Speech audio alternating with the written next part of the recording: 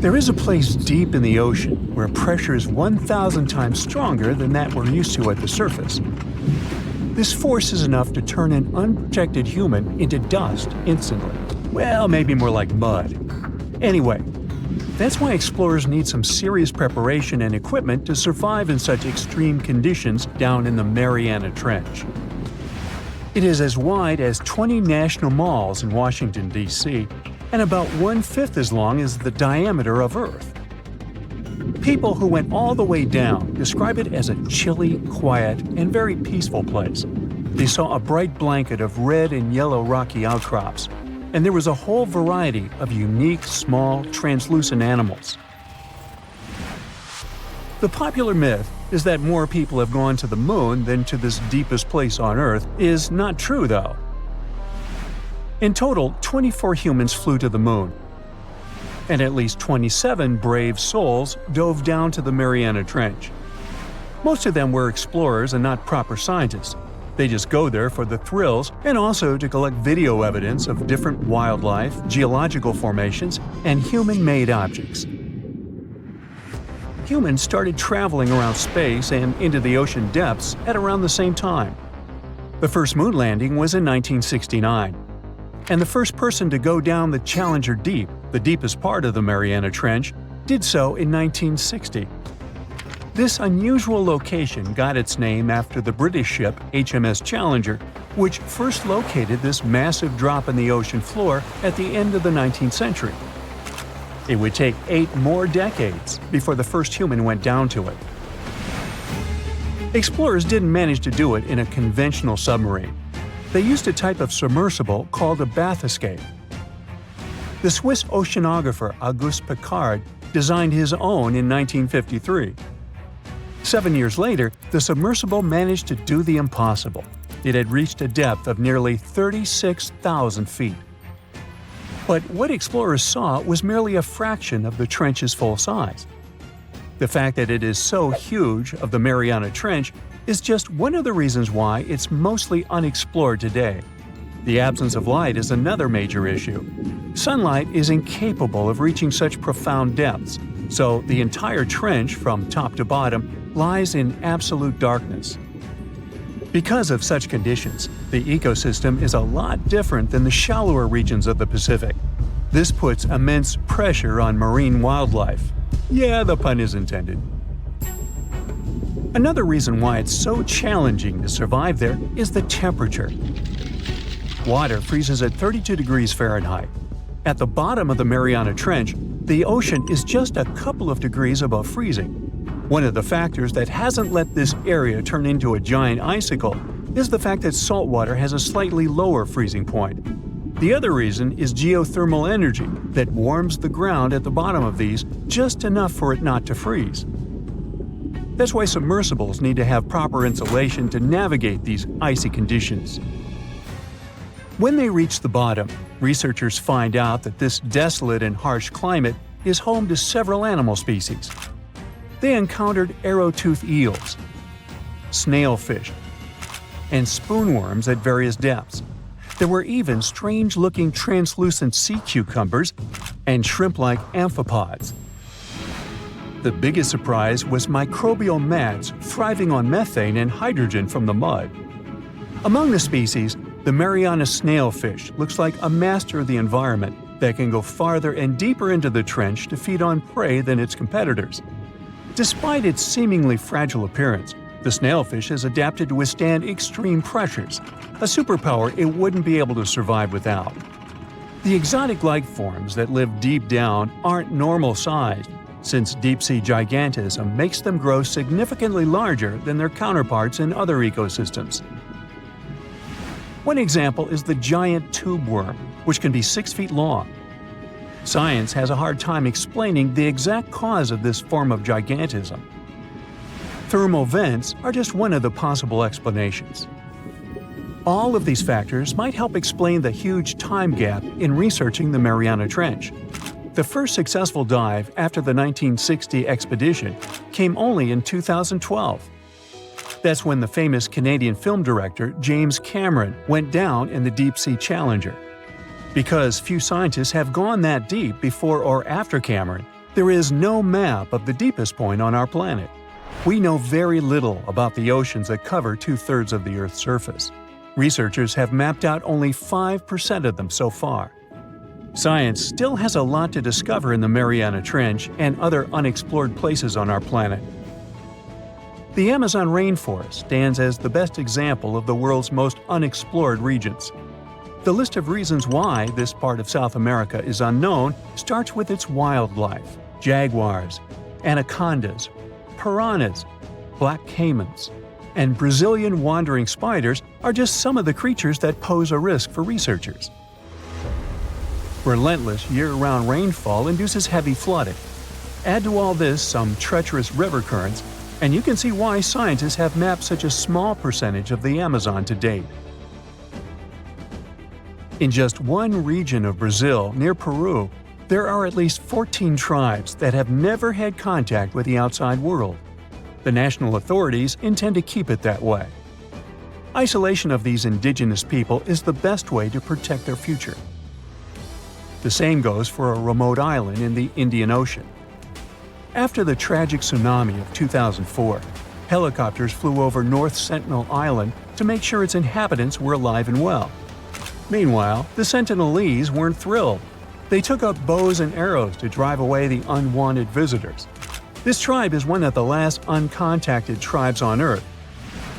Although anthropologists and filmmakers visited the island in the late 1960s, we still don't know much about its indigenous population. It sits a long way off any shipping lanes in the Bay of Bengal. North Sentinel has no natural harbor, and it's surrounded by a shallow reef. This makes access to the island possible only by boat. The Indian officials who lay claim to the island have prohibited outsiders from visiting the island for safety reasons. The estimates on how many people inhabit the island vary significantly, from as few as 15 to as many as 500. The island is not tiny. It's about 5 times as big as London's Heathrow Airport. Apart from occasional contact during the past 2 centuries, the Sentinelese must have been isolated for a long time. They are related to other indigenous groups in the Andaman Islands, but their neighbors cannot understand a word of their language. The continent of Antarctica has no permanent human settlements at all. The only people who periodically live there are international scientists. This vast expanse of ice and snow, roughly the size of the United States and Mexico combined, still has many regions where humans haven't set foot. Satellite imagery and photos that NASA's aircraft made from the air have mapped out the entire continent. So we know where to go, but it's not that easy. The reason for this are all the adjectives that go with Antarctica. It is the coldest, windiest, driest, and brightest of the 7 continents. This makes it virtually unlivable. More than 99% of its surface is covered with a permanent sheet of ice. Its thickness ranges from 1 mile to as many as 3 miles in some places. That's half the height of Mount Everest. Now, the Himalayan range contains the world's tallest unclimbed mountain. It is also the tallest mountain in Bhutan. In the local language, the mountain's name translates as White Peak of the 3 spiritual brothers. Out of respect for the spiritual beliefs of the local population, national authorities restricted and then completely banned mountaineering at the beginning of the 21st century. To this day, there is no evidence that any climber has ever managed to successfully reach the summit of this mysterious mountain. It looks like a prehistoric creature that came from the time of dinosaurs. This scary beast is called the basking shark. It can grow up to 39 feet. People have only reported 3 of them in the past 160 years. The last sighting was in 2015, and before that, about 80 years ago. These sharks sometimes rise to the surface to filter out small animals, such as shrimps and other small crustaceans, when they want to have a nice, tasty seafood dinner. But when there isn't enough grub at the surface, they go down to the depths of almost 3,300 feet, where they tend to stay for months, which is something researchers discovered using satellite tags. Tag, you're it! Now, basking sharks like to spend their time in more temperate waters, but they can migrate long distances. They live across the globe, but in warm tropical or subtropical areas, they won't go near the surface because they're not fans of high temperatures. The lion's mane jellyfish is not that rare, but it's fascinating how large it is. It's the biggest among jellyfish species and the longest animal. Its total length can reach 120 feet. That's approximately 23 feet more than the longest blue whale scientists know about. The jellyfish has around 70 to 150 tentacles, and they all contain huge amounts of neurotoxins that can seriously harm you if you come in contact with the animal. But people don't usually come across this type of jellyfish because it rarely lives near the coast, preferring the open ocean. Generally, you can find the lion's mane jellyfish no deeper than 65 feet below the surface, where it dines on small fishes, zooplankton, and some other types of jellyfish. It uses its tentacles to catch its value meal. Hey, you want fries with that? The giant phantom jelly comes out of the darkness and depths of the ocean's midnight zone. Its sun hat-shaped bell reaches over 3 feet across. This bell trails 4 ribbon-like mouth arms that can be up to 33 feet long. This quite rare creature uses its mouth arms to catch unfortunate animals swimming around and not knowing what's coming for them. Giant phantom jelly propels itself through the water with periodic pulses coming from its orange head. It glows faintly and mysteriously in the pitch-black depths. It lives across the globe in all the oceans except for the Arctic. I'm guessing it's too cold. Because of its odd shape, people often call the oarfish the dragonfish or sea serpent. It's about 26 feet long, which makes it the longest bony fish we know about, and lives at depths of 3,300 feet. Oarfish spend most of their time in the deep, dark parts of the open ocean in tropical and subtropical areas. They almost never come to the surface, unless, invited. It's a ribbon-shaped and shiny silver creature with a long red dorsal fin and red oar-like pelvic fins. Its body has no scales and is very thin. The fish can grow to a length of about 30 feet and weigh 660 pounds. Oarfish have really big eyes that help them see better in their dark, scary surroundings. The frilled shark is definitely one of the gnarliest-looking marine animals out there. If you saw it somewhere, you'd probably think you went back to the age of dinosaurs. Yup, the frilled shark is a prehistoric creature because its roots go back 80 million years. This living fossil can grow to be 7 feet long. It got its name from its frilly gills. Even though frilled sharks have the shark part in their name, they swim similar to an eel in a distinctly serpentine way. Its mouth is terrifying. Similar to the maw of the great white shark, it has 300 trident-shaped teeth lined in 25 rows. Hey, come a little closer, huh? Researchers discovered this creature in the 19th century, but people rarely see it, and no wonder. It usually lives at depths of between 390 and 4,200 feet. Most of the time, the frilled shark feeds on squid, swallowing them whole.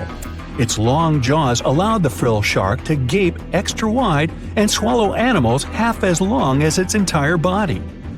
Goblin sharks are very rare.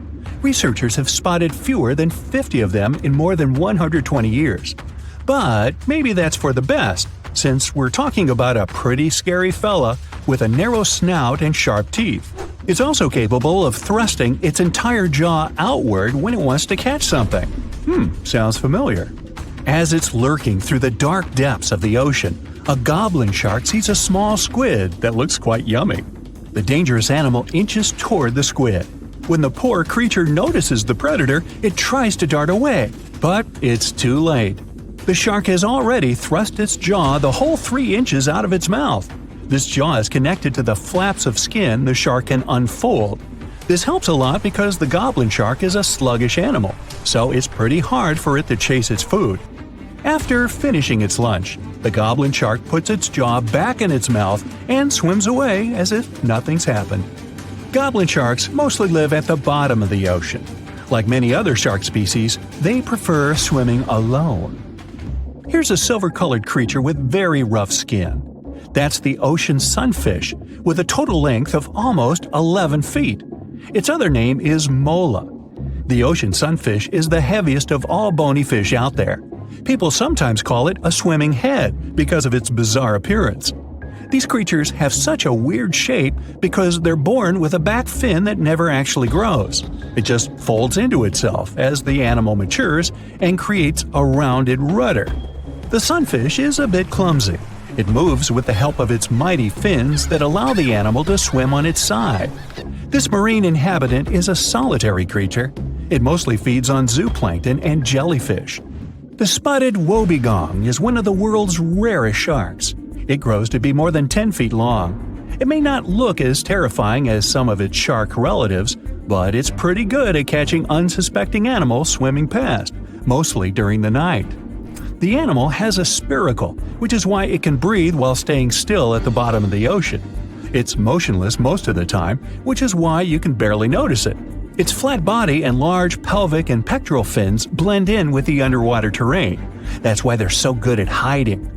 This ability helps when these sharks want to protect themselves too. Wobbegong means carpet shark. They usually live close to the ocean floor in coral reefs, on sandy bottoms, and under piers. People have even spotted the shark in the water that is barely deep enough to cover its flattened body. Now, blobfish lack teeth and bones, so they can't actively hunt. Since they don't have much muscle mass, they can barely move around. Hey, I had a roommate like that once. They get their energy from animals they scoop up from the seafloor. They also know how to conserve this energy. That's how it usually goes with deep-sea creatures. They don't have as much food as those animals that swim closer to the surface. Instead, they have special body mechanisms that allow them to save energy for the times when they don't have much to eat. Pressure at the depths where the blobfish lives is 120 times as high as that at the surface. That's why the bizarre creature looks like a weird gelatinous mass only when you bring it up to the surface. The pressure here is not strong enough to keep its body together. Hey, breaking up is hard to do. The white margin stargazer could compete with the blobfish for the title of the ugliest animal in the sea, don't you think? Now, this animal has eyes on the top of its head, together with an upward-facing mouth which the creature uses to hide itself in the sand. That's where it spends most of its time, with only its eyes protruding from the sand. It chills this way until some small animal passes by. It can lunge at its target incredibly quickly, literally within milliseconds. This creates a vacuum in the water that pulls in a crab, fish, or some other small, unfortunate animal. Another tactic involves venom. This fish has a venomous spine in its shoulder blade that helps with catching other animals and defending itself against enemies. Even though it's not related to the electric eel, the white margin stargazer can generate an electric shock as powerful as 50 volts. Ow! In the past 30 years, scientists have made an incredible discovery of a new creature living deep beneath the surface of the ocean. And the name of the creature is the harp sponge. Now, if you're wondering why it took so long to come across this animal, then I might have the answer. These creatures typically hang out at a depth of roughly 11,100 feet beneath the ocean's waves. This sponge species was first discovered off the coast of California thanks to a robot that was sturdy enough to explore those crazy depths the ocean has to offer. This is no doubt an area of the planet where even the most benign-looking creatures can be potentially dangerous. But even scientists were surprised to find that this creature was more than just a sponge. Now, this might seem obvious, but the harp sponge got its name because its basic structure, referred to as a vein, is the same shape as a harp. Each vein is made up of a horizontal branch supporting several parallel vertical branches. But don't let the harp sponge's fanciful and amusing appearance or its non-intimidating name fool you. Yeah, the harp sponge is very much a deep-sea hunter. It has a unique ability to capture and envelop small animals using its rhizoids, short, thin fibers. With their help, the harp sponge clings on to the soft, muddy bottom and catches tiny creatures that get swept into its branches by deep-sea currents. Uh-oh. Other sponge creatures often feed by pulling bacteria and bits of organic matter from the seawater and filtering them through their bodies. But not our harp sponge. Instead, it snatches its future meal with minuscule barbed hooks that cover each of the harp sponge's branches. Now, harp sponges prefer tiny crustaceans like crabs, crayfish, shrimps, and prawns. Once the harp sponge has one of them in its clutches, it envelops the animal in a thin membrane before slowly beginning to digest it. So pal, what's eating you? Oh, Harpo? Too bad. Researchers believe that harp sponges use this method of feeding because there aren't enough nutrients that deep down. This makes traditional filter feeding less effective. Research has shown that the creature is still in the process of evolving. Early harp sponges, researchers found, only had 2 veins, but later, scientists discovered other harp sponges that had 6 veins. The harp sponge might have evolved this elaborate candle holder-like structure to increase its surface area. In general, harp sponges typically grow up to a length of 1 foot, but researchers have seen a creature that was 2 feet in length. The harp sponge is not only very unusual, but also beautiful to look at. See those tiny white balls on top of the branches? Now, why don't we look at some other creatures that live below the photic zone of Earth's oceans? The photic zone means the area beneath the ocean's surface that still receives some sunlight. Thanks to this, there are loads of different creatures and organisms living there. Any animal living beyond this layer qualifies as a deep-sea creature. The Tomopterus worm is a segmented worm you can find in the twilight zone of the ocean. This is the area that lies between 650 and 3,300 feet beneath the surface. These creatures are often no more than 1 inch long, but the largest of them can grow up to 1 foot. While swimming around and feeding, these worms do what researchers describe as an amazing smooth dance. That's because the creatures can swim extremely quickly and maneuver at tight angles with ease. Now, I know most people hear the word worm and think of the common earthworm, so it's quite interesting to know there's a deep-sea worm out there that never leaves the water during its entire life. Similarly, most of us try to avoid jellyfish that either rest on the sand or sit on top of the ocean waves. This isn't the case with a chrysota jelly. That's a deep-sea creature too. This beautiful jellyfish is mostly ruby red, bright orange, or electric purple. That's what helped researchers realize they had found a new species of jellyfish. The creature grows to a maximum size of 1 inch across. It has tentacles that stretch out in every direction. Now, if you come close to this jellyfish, it'll pull all these tentacles in toward its body before rapidly swimming away to avoid danger. Yes, you are dangerous. The chrysota jelly is extremely rare. You won't see it very often. You might need to borrow that deep-sea diving robot I mentioned earlier. While worms and jellyfish might seem quite harmless, this isn't the case with the Pacific viperfish. Ooh. This creature is equipped with a noticeably big mouth, like me, and the needle-like teeth inside are key to its hunting strategy. Pacific viperfish live at around 5,000 feet below the ocean surface, but they're among those numerous marine animals that migrate each night from the ocean depths toward shallower waters to dine. What's on the menu for dinner tonight? Lots of small fish and shrimp. The creature can grow up to 12 inches in length.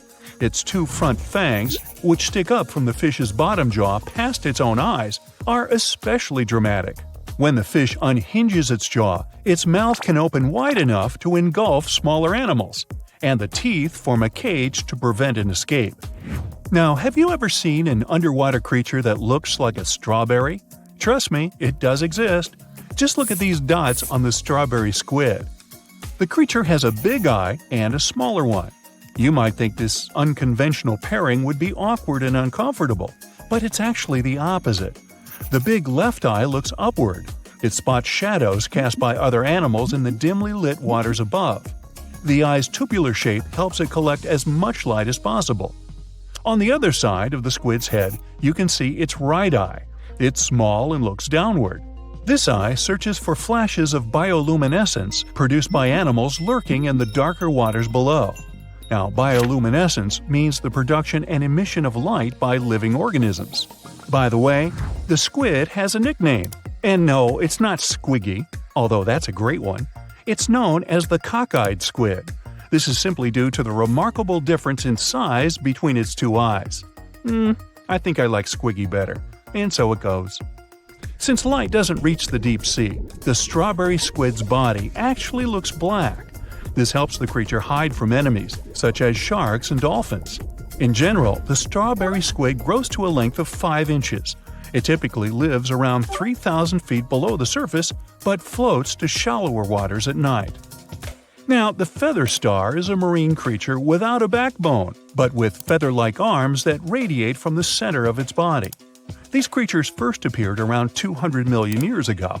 Related to sea stars, they look like a flower, but if you approach them, they'll quickly swim away. But not all feather stars can swim. Many species can only crawl along the bottom of the seafloor. Like some of the other deep-sea creatures we've looked at, the feather star can adapt to its surroundings. It has a creepy ability to shed its arms, the same way some lizards can shed their tails.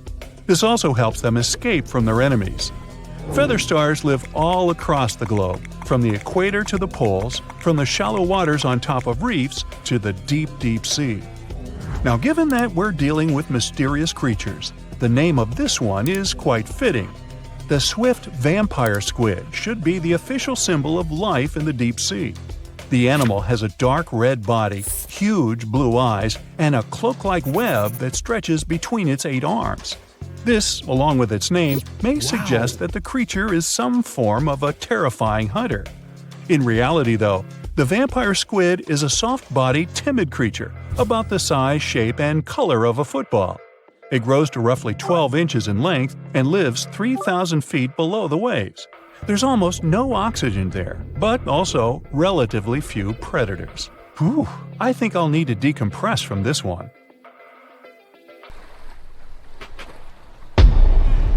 Many terrifying animals live deep beyond the waves, like this vampire squid living 3,000 feet below the surface in almost complete darkness. This animal has a cloak, like a vampire's. That's why it's called the vampire squid. Deep down at the bottom, it can't use ink to defend itself. So this animal has developed an unusual tactic.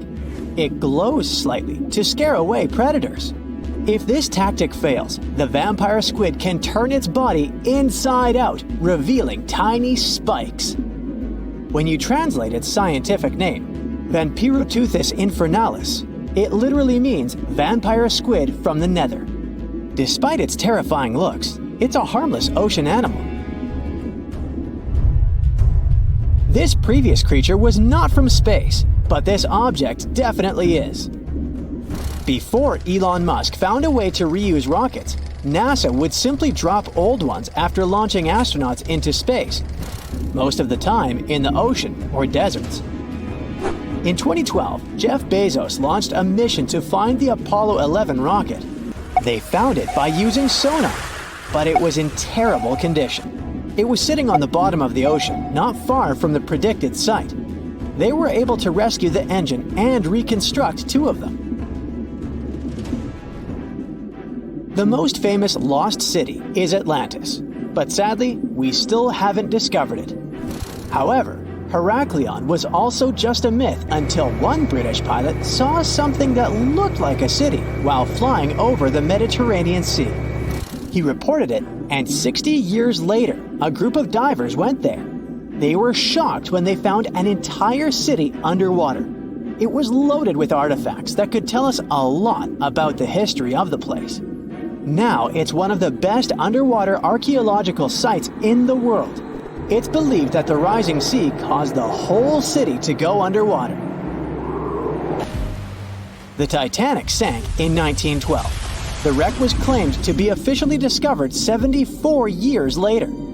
In reality, though, a fisherman found the Titanic 8 years earlier while fishing in the Atlantic Ocean.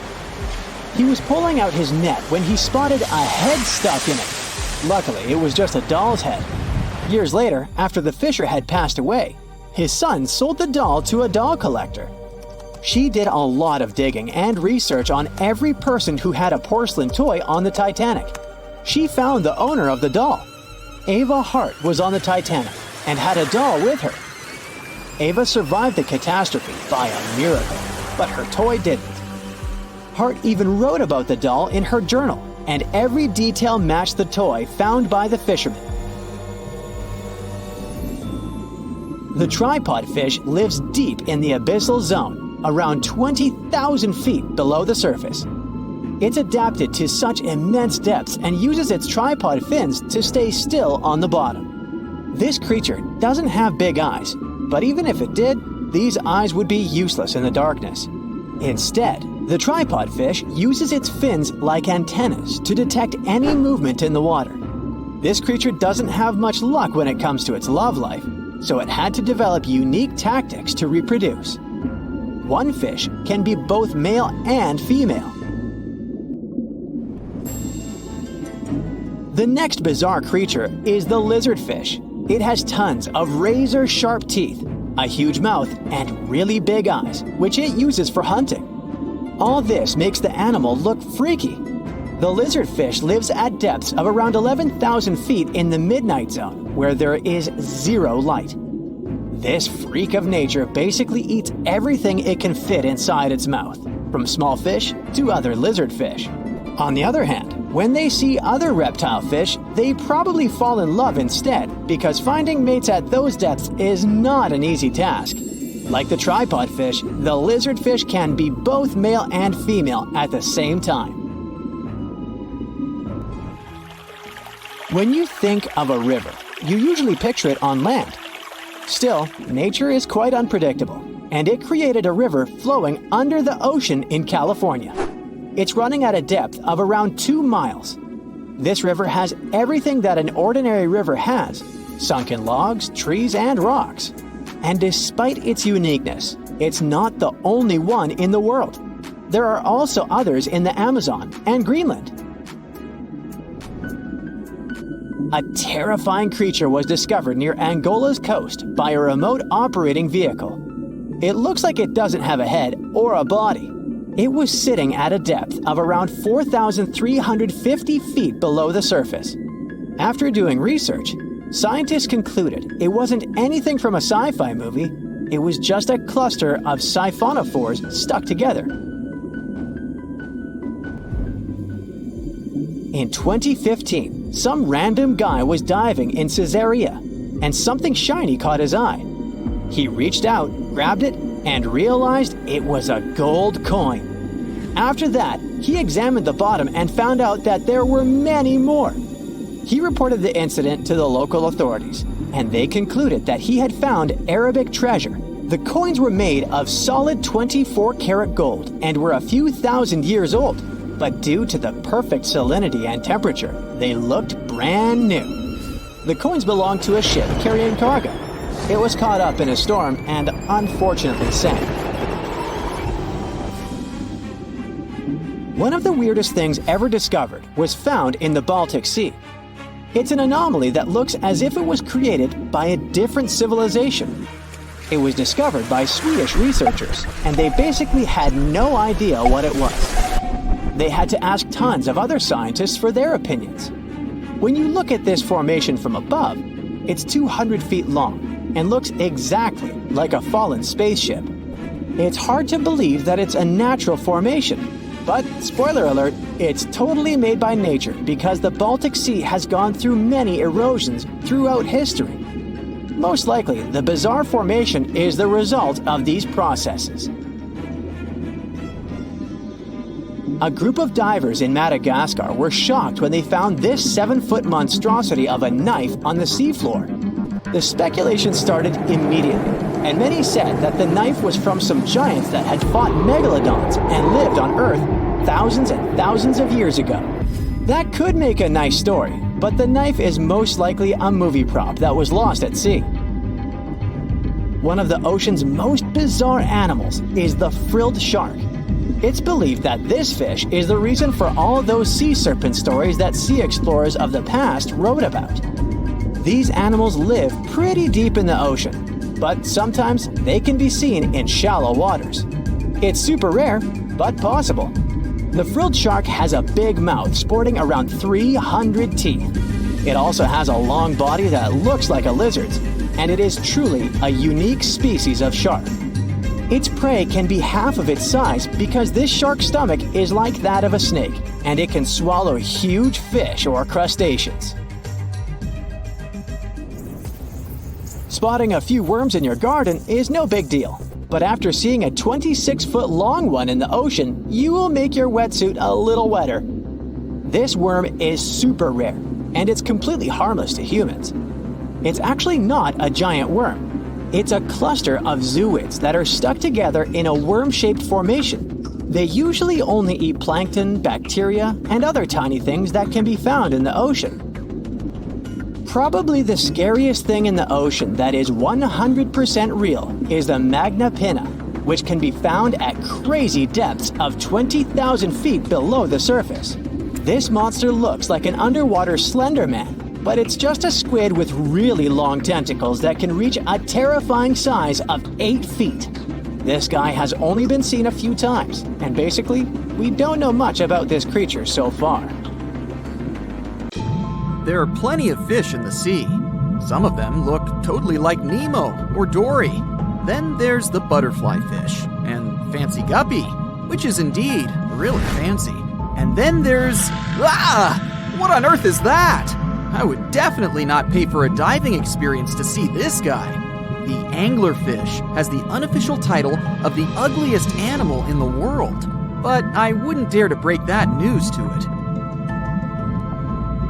There are more than 200 species of anglerfish currently swimming somewhere in the gloomy depths of the Atlantic and Antarctic Oceans, up to a mile below the surface. Some of them prefer different living conditions, the shallow tropical environments. Different kinds of anglerfish vary in shape and size, from the famous black sea devil to frogfish, monkfish, footballfish, goosefish, batfish, and sea toad. The larger ones can be half as long as a full-sized bed, but most are less than a foot long. Since the choice of meals where these guys live isn't that huge, they had to come up with a unique hunting strategy. They don't waste their priceless life energy on following prospective prey. Instead, they use a piece of dorsal spine that sticks above their mouths like a fishing pole, hence the name of the fish. There's a sac of bioluminescent bacteria that glows brightly in the dark at the end of that rod. The light lures prey, and all the anglerfish has to do is wait, and then enjoy its lunch delivered right to its mouth. Their bodies are pliable and huge, so they can easily swallow prey twice their size. Deep-sea anglerfish eat whatever they can find. Species that live in more shallow water aren't picky either, and can eat anything from shrimp to snails and small fish. Only female anglerfish have the cool fishing rod feature though. So what about their males? Finding a soulmate deep under the sea isn't that easy. I mean, literally, there's no light down there. Plus, there are frigid temperatures and low oxygen levels. Anglerfish can't afford to go on many dates in those conditions, so they mate for life. And before you go aw about it, I have to tell you, they do it in quite a special way. Male anglerfish are much smaller than their ladies. The contrast is so striking that when researchers first got interested in their love life, they thought those males were actually the offspring, or larvae, hanging out next to their moms. Certain anglerfish male species have receptors that alert them that there's a female nearby. After they mate, the male bites into his woman and stays attached to her head, belly, near her tail, and other areas he can access. While they morph together forever, the female fish gets the male's cells, DNA, and reproductive organs, but loses her immune response cells. The male gets free permanent housing and nutrition. Given the current real estate prices, it sounds like a dream. But that accommodation is shared by up to 8 males, and they can't move out if they ever feel like it. You're unlikely to meet this deep-sea fish in real life, but if you meet an anglerfish in your favorite video game, remember that you can easily outswim it and make it kinder to you with tranquilizing arrows. Once you befriend it, the anglerfish can be your scout and help you discover new areas with its bioluminescent pods. Back in the real world, down in the twilight zone of the ocean, about 650 to 3,300 feet down, the anglerfish isn't the only creature you're lucky you'll probably never meet. Many of the locals look like they come straight out of science fiction or horror movies, but that's because they had to adapt to this dark, deep world. I did my best to get you prepared for the creatures you're going to meet, starting with the common fangtooth. They spend most of their lives deep down, but at night, they move toward the surface to snack. These guys are more active than most other deep-sea dwellers. They don't wait for food to come their way, but actually follow it, and then get it with their long, hungry teeth.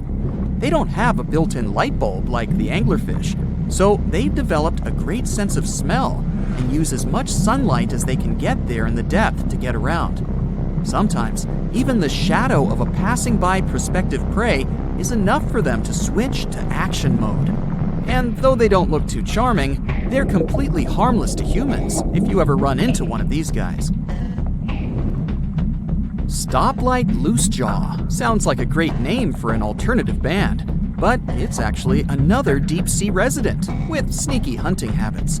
It has special light-producing photophores under each eye. They emit green and red light like a stoplight, hence the name of the fish. Unlike other fish, these guys hardly ever leave the twilight and midnight zones.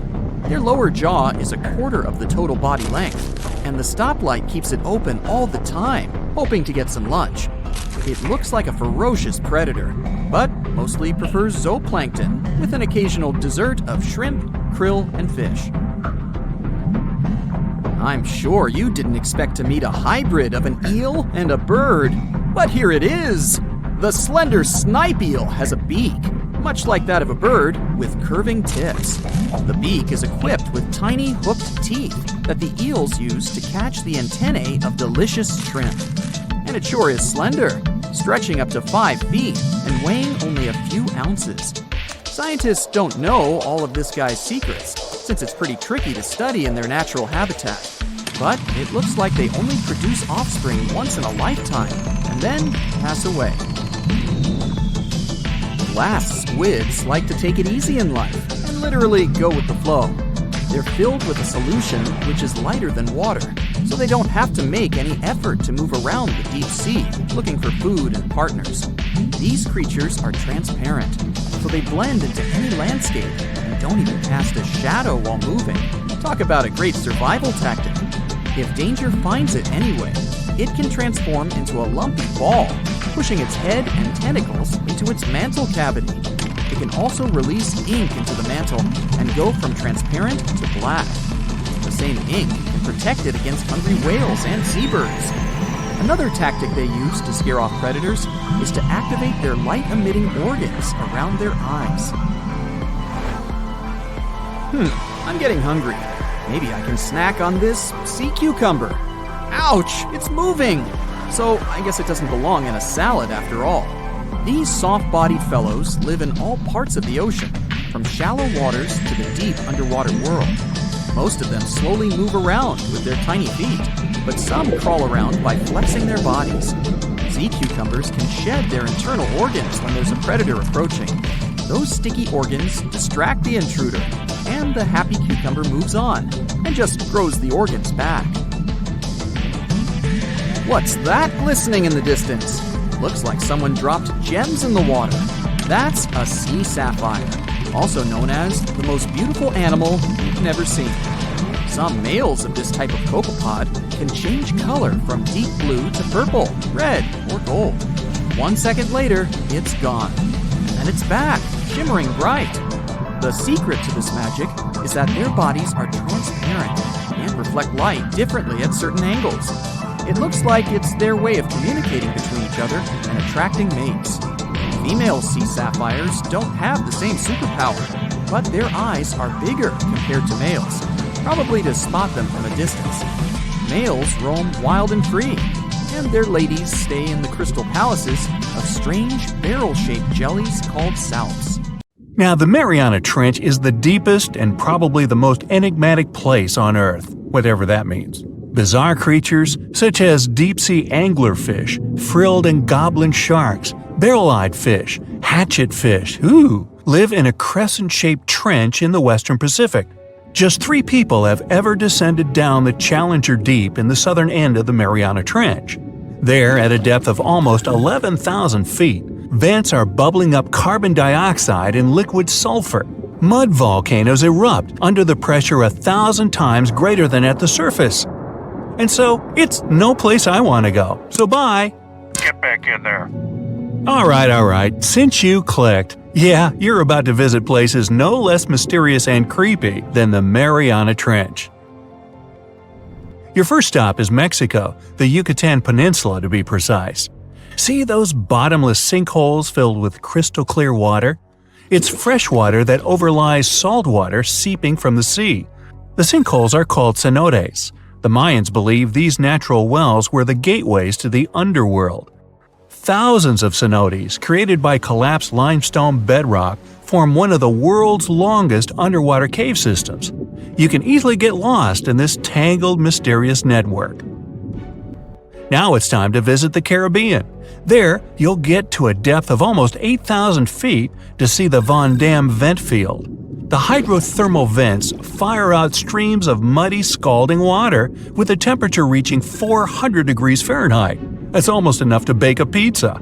These mounds are made of talc, a substance you can find in baby powder. The Van Dam vent field is an oasis for odd species. One of those is kind of a creepy shrimp without eyes. Instead, they're equipped with patches of light-sensitive cells on their backs. Now, you don't have to travel far away. The next enigma on your list is also in the Caribbean. Just off the coast of Belize, there is a giant sinkhole. It's also blue. Yep, that's the Great Blue Hole. The thing is about 1,000 feet across and more than 400 feet deep. Once, a long time ago, this hole was a cave until rising waters filled it, making it collapse in on itself. The deeper you descend into the Great Hole's crystalline waters, the darker it becomes. You see tons of stalactite-filled caves, but don't even try to enter them unless you want to get hopelessly lost. Once you reach a depth of 50 feet, you notice the water shimmer. That's the invisible line dividing the sinkhole's salty top from the freshwater abyss. Time to get out of there. Who knows what you might come across in the murky depths? Your next destination is off the Pacific Northwest coast. Almost 500 streams of methane bubbles were discovered there several years ago. Because of the bubbles, the vents got the name champagne seeps, which sounds better than the fart spas. Scientists are still puzzling over this phenomenon. Where does the methane come from? Underwater cows? Why is its temperature warmer than that of the surrounding ocean? And most importantly, what would happen if you managed to light a match somewhere near a large bubble? Methane is a highly flammable gas, and setting a methane bubble on fire, well, you get the picture. And now you're off to Iceland. The plan is to dive into Silfra, a fissure filled with pure glacier water. This 206-foot deep crack is the only underwater place on the planet where you can touch two continents at once. The deeper you go, the darker it becomes. The rocky landscape looks otherworldly. Divers who dare to visit this incredible place risk having their gear frozen, getting hypothermia, or not surviving whatsoever. After all, the water temperature in Silfra Fissure is about 35 degrees Fahrenheit year-round. Your next destination is Scotland. Okay, cue the bagpipes. If you dive in the Gulf of Corryvreckan, a narrow strait between two islands, you'll see massive underwater rocks and deep holes. They create the third largest permanent whirlpool on the planet, the Corryvreckan Maelstrom. The water moves through the strait at breakneck speed. It hits the underwater rocks, and the place looks like a pot with boiling water. The waves, created in the process, sometimes reach a height of 15 feet, and you can still hear the roaring whirlpool from 10 miles away. It's believed the Corryvreckan Maelstrom has swallowed dozens of sailors over the centuries. They were caught unaware by the ferocity of this natural phenomenon and pulled underwater in the blink of an eye. Okay, enough bagpipes. Your adventures are getting more and more extreme. You're heading for Antarctica. There, in the Southern Ocean, you'll find the Ross Sea Ice Shelf. Say that 5 times real fast. Later, not now. It's roughly the size of Spain, with the ocean underneath containing as much water as the North Sea. Once, scientists drilled all the way down through this enormous chunk of ice. Imagine their astonishment when they found life in those extreme conditions. The researchers came across dozens of mysterious species not known before. The most unnerving were upside-down swimming fish and overturned sea anemones hanging in the frigid waters. Hopefully, bizarre places with a notorious reputation don't frighten you. Ah! Well, too bad, because you're about to visit the Bermuda Triangle. It's an area between Bermuda, Florida, and Puerto Rico where planes and ships seem to vanish in thin air. For the first time, this place attracted a lot of attention in 1945. That's when 5 U.S. Navy planes disappeared during training. Before radio contact was lost, the flight leader said, "We're entering white water. Nothing seems right." After that, the planes with 14 men flying them disappeared. Even scarier, a rescue plane with 13 people on board never came back as well. Some people believe the mythical city of Atlantis lies at the bottom of the triangle. They claim its inhabitants use extraterrestrial technologies to sink ships and crash airplanes. Others blame rare and unexplored natural phenomenon, for example magnetic anomalies, or massive pockets of flammable methane gas. There we go again. Then, if a bolt of lightning ignited a giant methane bubble near a ship or a plane, this could probably make it sink without a trace, except the smell. But methane is found everywhere all over the world, and it never behaves this way. Some experts aren't sure there's a mystery to explain whatsoever. Lots of busy routes pass through this area. No wonder more ships and planes sink there than anywhere else. Now, prepare some warm clothes. You're heading for the north again. Your destination is Cape Desolation in Greenland. Nice place. In 2012, Canadian researchers were sampling the water in that area, and their equipment came back to the surface with pieces of coral attached to it. That's how a cold water coral reef was stumbled across. These unique pinkish corals can easily go without sunlight and live in strong currents 3,000 feet below the surface. Another unique spot you can't miss lies between Greenland and Siberia. The Gakkel Ridge is the deepest and most remote portion of the global mid-ocean ridge system. In some places, it reaches the depth of more than 3 miles. It's only natural the darkest corners of this underwater world remain unexplored. Fascinating chemical reactions happening at the bottom of the ridge produce hot fluids rich in minerals. They spew, like freshmen at a rush party, from seafloor vents. And since these vents are isolated from the rest of the ocean, they're hot spots for bizarre creatures found nowhere else in the world. Your next stop is just off the coast of Cuba. Circular columns, paved floors, symmetrical stone structures. That's what the Cuban underwater city looks like. What happened there? Why was a large city abandoned at a depth of more than 2,000 feet? Lots of people believe those are the ruins of a long-forgotten civilization. But scientists have their doubts. They claim the lost city is nothing but a natural phenomenon that appeared about 5 million years ago. The disc and donut structures often appear around the areas of the seafloor where natural gases break free. Again with the gases. When you come to visit the Sargasso Sea in the middle of the North Atlantic Ocean, you won't find its shores. Instead, it's surrounded by powerful ocean currents. These are the same currents that turn the sea into a gigantic convention for dense brown seaweed. In the 19th century, a French ship was discovered in the Sargasso Sea. Its sails were set, but not a single crew member was on board. This mysterious disappearance made people believe the seaweed was carnivorous. The Sargasso Sea is indeed a weird place. It's always eerily calm and unnaturally warm, even though it's surrounded by the churning, freezing waters of the Atlantic Ocean. Could one of these bizarre places become a home to the largest marine predator ever, the megalodon? The giant shark's teeth, some larger than an adult man's hand, have been found pretty much all over the world. But since these creatures preferred warm, shallow waters, they lived along the coastlines of all continents except Antarctica.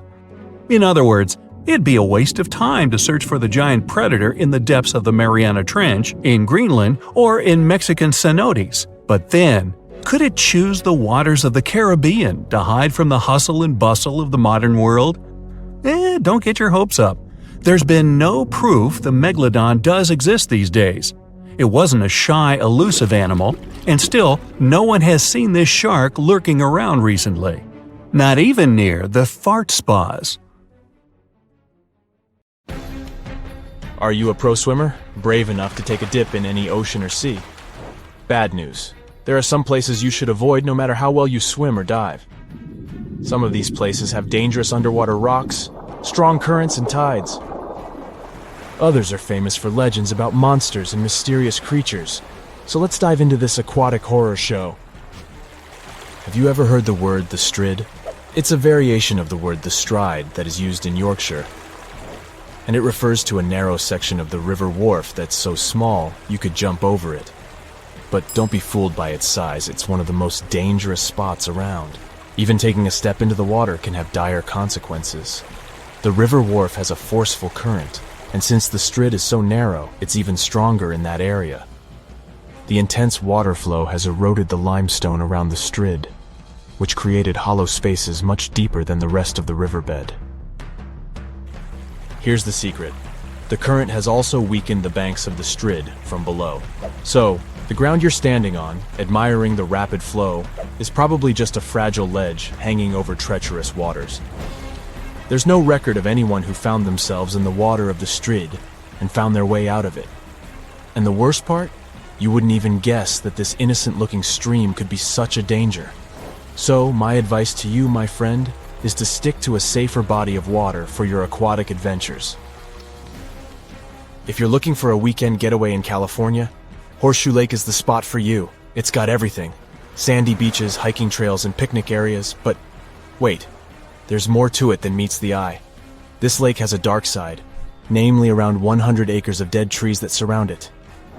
And it's not just the trees that have been claimed by this lake. The earthquakes that hit in 1989 and 1990 unleashed carbon dioxide from under the hot magma. The gas seeped out into the air, damaging all the life around the lake. Even now, Horseshoe Lake is just as dangerous as it was 30 years ago. What makes it so scary is that the levels of this toxic gas change randomly. Warning signs that are posted everywhere certainly could give a horror film touch to a fun hike in the woods. In Kauai, Hawaii, there's a group of stunning waterfalls that used to be a popular destination for tourists. Kipu Falls, as they're called, were once the go-to spot for swimming and diving. To get to them, you had to take a long walk along a dirt path until you finally arrived at a breathtaking view of a 20-foot waterfall pouring into a crystal-clear pool below. But since 2011, this area has been off-limits to the public. Why, you ask? Well, there have been a lot of accidents at Kipu Falls. Obviously, jumping off the top of the waterfall would be an obvious reason for that, but in addition, there were much more mysterious cases. Witnesses tell tales of swimmers peacefully enjoying the pool at the bottom of the falls, only to be suddenly dragged under the surface. No definite explanation was found to these accidents. The locals believe that the water spirit Mo'o is to blame because it doesn't appreciate being disturbed by loud tourists. There's also a theory of a powerful whirlpool at the bottom of the pool. In any case, guide publishers do not mention Kipu Falls anymore, and trespassing is severely punished.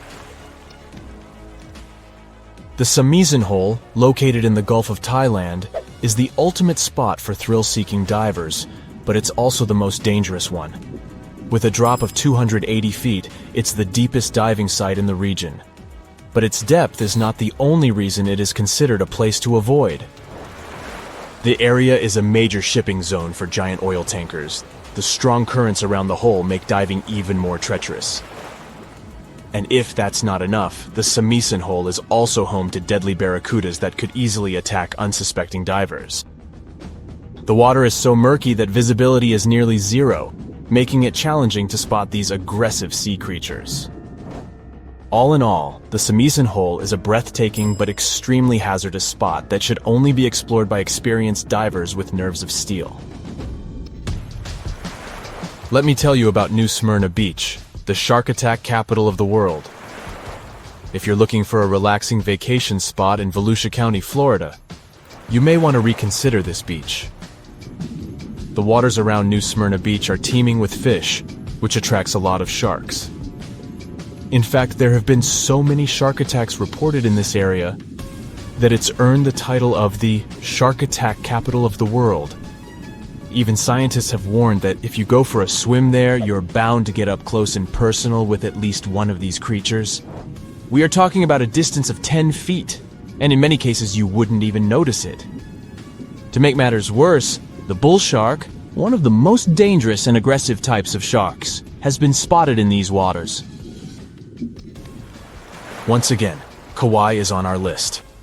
The beach on Nepali coast called Hanakapiai Beach might look like heaven on earth, but don't be fooled. To get there, you have to trek through a super steep, rocky 2-mile trail.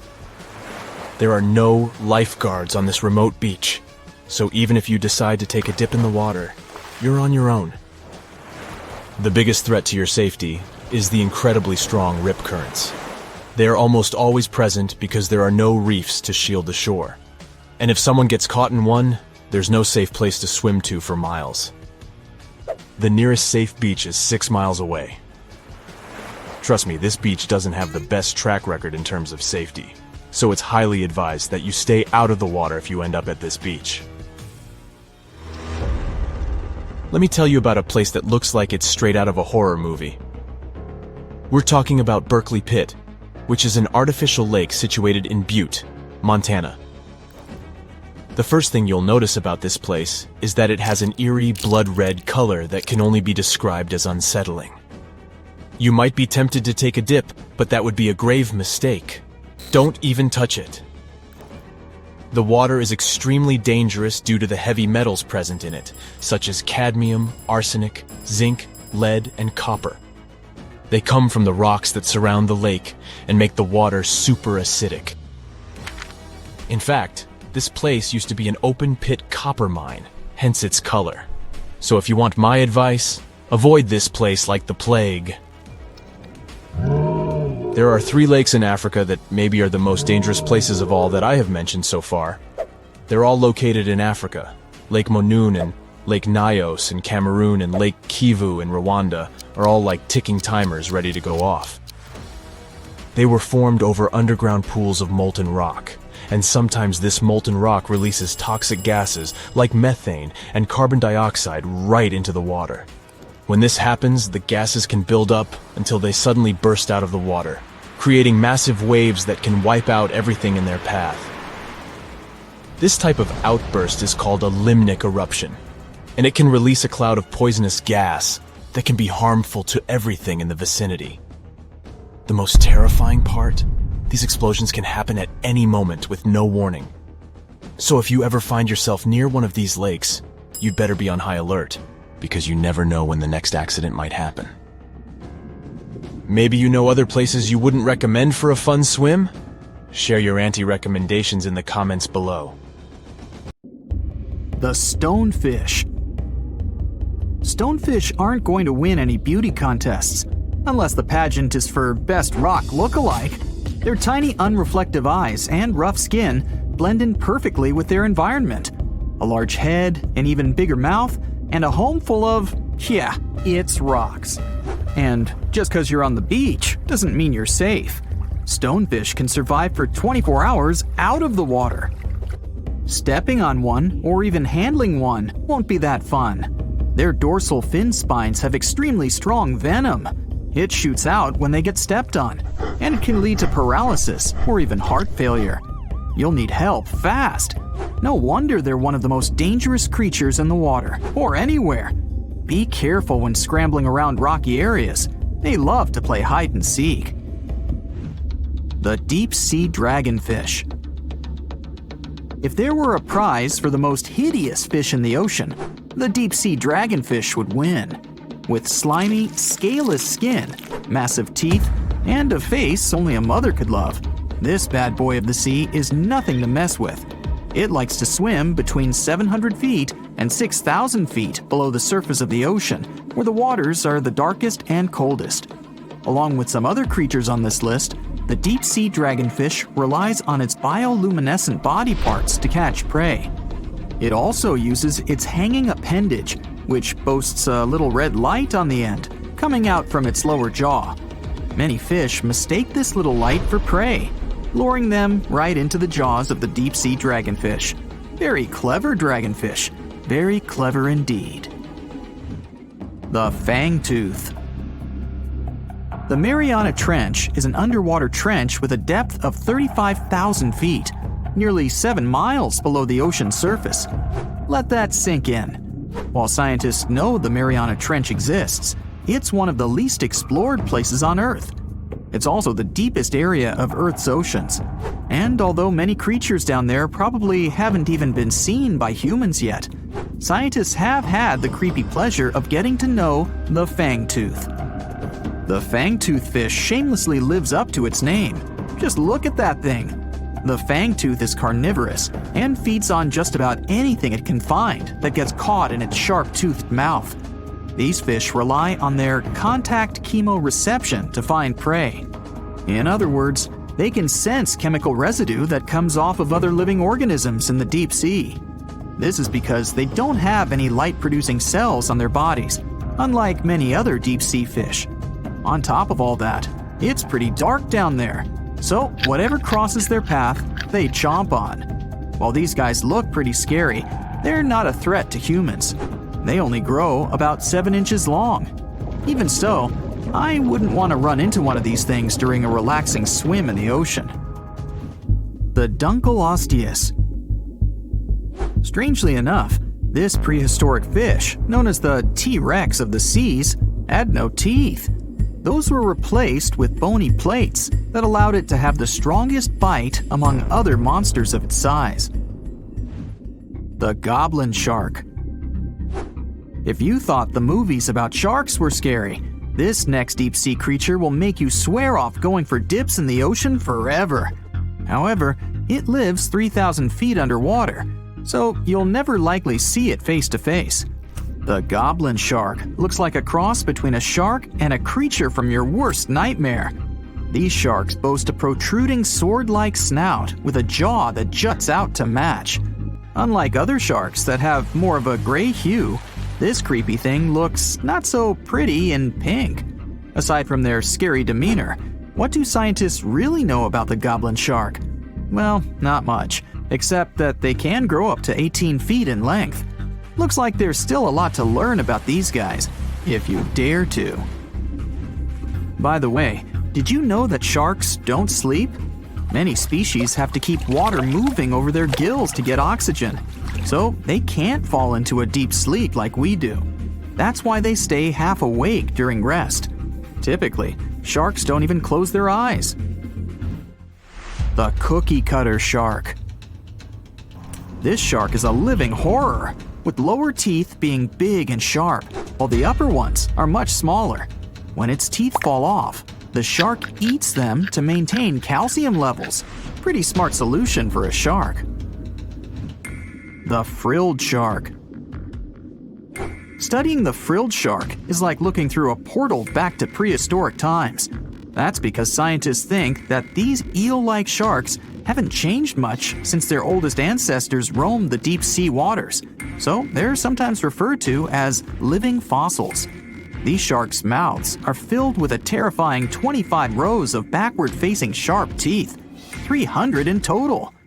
They're designed to grasp prey and hold them tight so they can't get away, according to early studies of the shark conducted in 1884 and published in the Bulletin of the Essex Institute.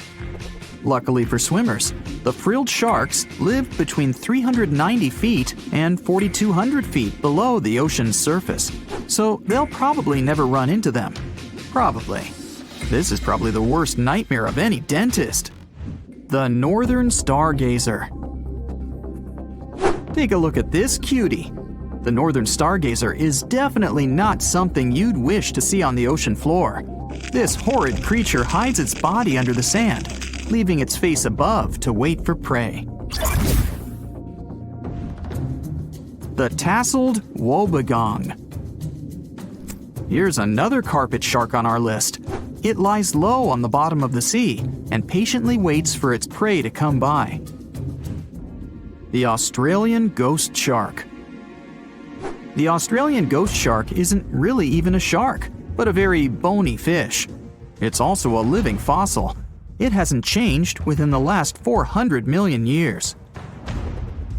Believe it or not, sharks and humans have a common ancestor that lived around 440 million years ago. Even though we both evolved in our own way, there are still some signs of that connection. For example, the genome of an elephant shark is very similar to humans. The Leopleurodon. This list of terrifying creatures would be incomplete without mentioning the terrifying and prehistoric Leopleurodon. This carnivorous marine reptile existed during the Colovian stage of the Middle Jurassic era and ruled the waters at 9 feet in length. Scientists believe Leopleurodon thrived in this deep-sea trench because of its ability to swim long distances and its 4 paddle-like limbs. While they probably weren't able to propel themselves toward prey like other animals of the area, they did manage to accelerate and attack very ruthlessly and efficiently. Additionally, they relied on their long snouts to smell prey, which leads scientists to believe they didn't rely on sight for hunting. This means they could have thrived in the dark Mariana Trench. Around 150 million years ago, Leopleurodon became extinct due to competition for prey against other thriving marine reptiles. And I think I speak for all of us when I say, thank goodness for that. Considering that scientists have only explored 5% of the ocean floor and found some of the scariest sea creatures imaginable, one can only dream of what other animals reside in the deep sea waters. Perhaps it's best to keep them in your imagination. Am I right? The megamouth shark. This shark is a filter feeder, and it's friendly to humans, although its huge mouth can look quite threatening. Like basking sharks, it swims with its mouth constantly wide open, as if it were on Twitter. The gulper eel. This deep-sea eel has an easily distended belly that allows it to swallow prey twice its size in a single monstrous bite. They have very unusual jaw shapes and can reach about 2 to 3 feet in length. Do you see that large log near the ocean floor? Maybe it's part of an old ship. Treasure, gold, diamonds, I'm rich! Well, as you get closer, you notice something. It's swimming! It's not a shark or a dolphin, it's a saltwater crocodile! Now don't panic. If you bump into one of these reptiles in the sea, it's unlikely it'll think of you as food. Crocodiles have a special valve in their throat that stops them from drowning underwater, but that doesn't mean they can't bite. Usually, they're heading to a nearby island, and the quickest way there is to body surf. They can't really take the ferry, you know. Watching one from a distance should be okay. Just don't swim to shore right away. They love to ambush their lunch in shallow water. If there's one time I'd want to see a great white shark, it's when I'm diving with crocodiles. They'll gladly take a crocodile-sized nibble, given the right motivation. Want to high-five a sea creature? Well, put your hand up for the Tasmanian red handfish. This fish doesn't swim like a fish. It walks. It uses its flipper-like hands to stroll around on the ocean floor. These bottom walkers are disturbed by swimmers and boats a lot. Some people even want to take them home as pets. I think it's better to just give them a wave and swim on by. The vampire squid. Its species name is Vampiroteuthis infernales, which translates to vampire squid from hell. Oh yes, this vampire squid means to terrify everyone with its name, its dark red color, its spikes at the bottom, and the scary fact that it can basically turn itself inside out. The vampire squid loves putting on a good show, but it's as harmless as a kitten is to humans. It's as if Dracula scared the pants off you, but he didn't have blood-sucking fangs. The vampire squid feeds on food particles from plants and animal matter floating near the ocean's surface. Since they're not predators, they need good defensive strategies, and their vampiric look is designed to ward off large creatures who want to eat them. Turning themselves inside out is a defensive mechanism since the spiky areas in the inner skin are more intimidating. They also shoot out a substance that does not have color, but is packed with bioluminescent particles to distract predators. The vaquita. Going out on a boat off the coast of Mexico sounds like the perfect vacation. The sun, the blue water, the most endangered sea creature. Wait, what? The vaquita isn't dangerous, but don't expect it to stick around to say hello or sign any autographs. It's incredibly shy. This little cow, that's what it means in Spanish, is one tiny sea mammal. With those black markings around its eyes, it looks more like a sea panda to me. Seeing one should make you feel very special. They're on the brink of extinction, mostly because they got caught by accident in fishing nets. It's estimated that there's only 10 left in the wild. The blue dragon. This little creature looks like something out of a kid's fantasy movie. It's called the blue glaucus, casually referred to as the blue dragon or blue angel. It can be found in many places, the Atlantic, Pacific, and Indian Oceans. It's kind of a mollusk and it only grows to be about an inch long. What you think is the back is actually the mollusk's bright underbelly. It regularly floats on its back so that its blue colors help it camouflage with the water's waves. The blue dragon isn't just pretty, it's also smart. It usually feasts on Portuguese man-o'-wars, also known as Physalia physalis. The blue dragon stores their stinging cells for later use, in essence, stealing their defensive mechanisms. When the blue dragon is threatened, it releases those stinging cells it stored, directing them at an enemy to sting them with more power than the Portuguese man-o'-war would have been capable of. As they can store a huge amount of stinging cells, they can be a threat to humans. So, if you find one, don't pick it up. It's best to admire it from a distance. The barrel-eye fish. If you ever wanted to have Superman's X-ray vision, looking at the barrel-eye fish will make you feel like you gained that superpower at some point in your life without even realizing it. The barrel eye has a transparent head, so you can see how their eyes and brain look inside. This magnificent creature lives in the deep sea. This is the lowest level of the ocean, where strange creatures roam in near-freezing temperatures and constant darkness. They're exposed to water's pressure that's almost 1,000 times that of the surface. If the idea of the deep sea sends a shiver down your spine, stay tuned to learn about another of its creatures later on. The barrel-eye fish can be found in the Atlantic, Pacific, and Indian Oceans. You might be wondering, why oh why would a fish have a see-through head? And that would be a fair question. Since the species was discovered in 1939, it was believed that the fish's eyes were set to see straight ahead and couldn't move. So it was assumed that they had tunnel vision.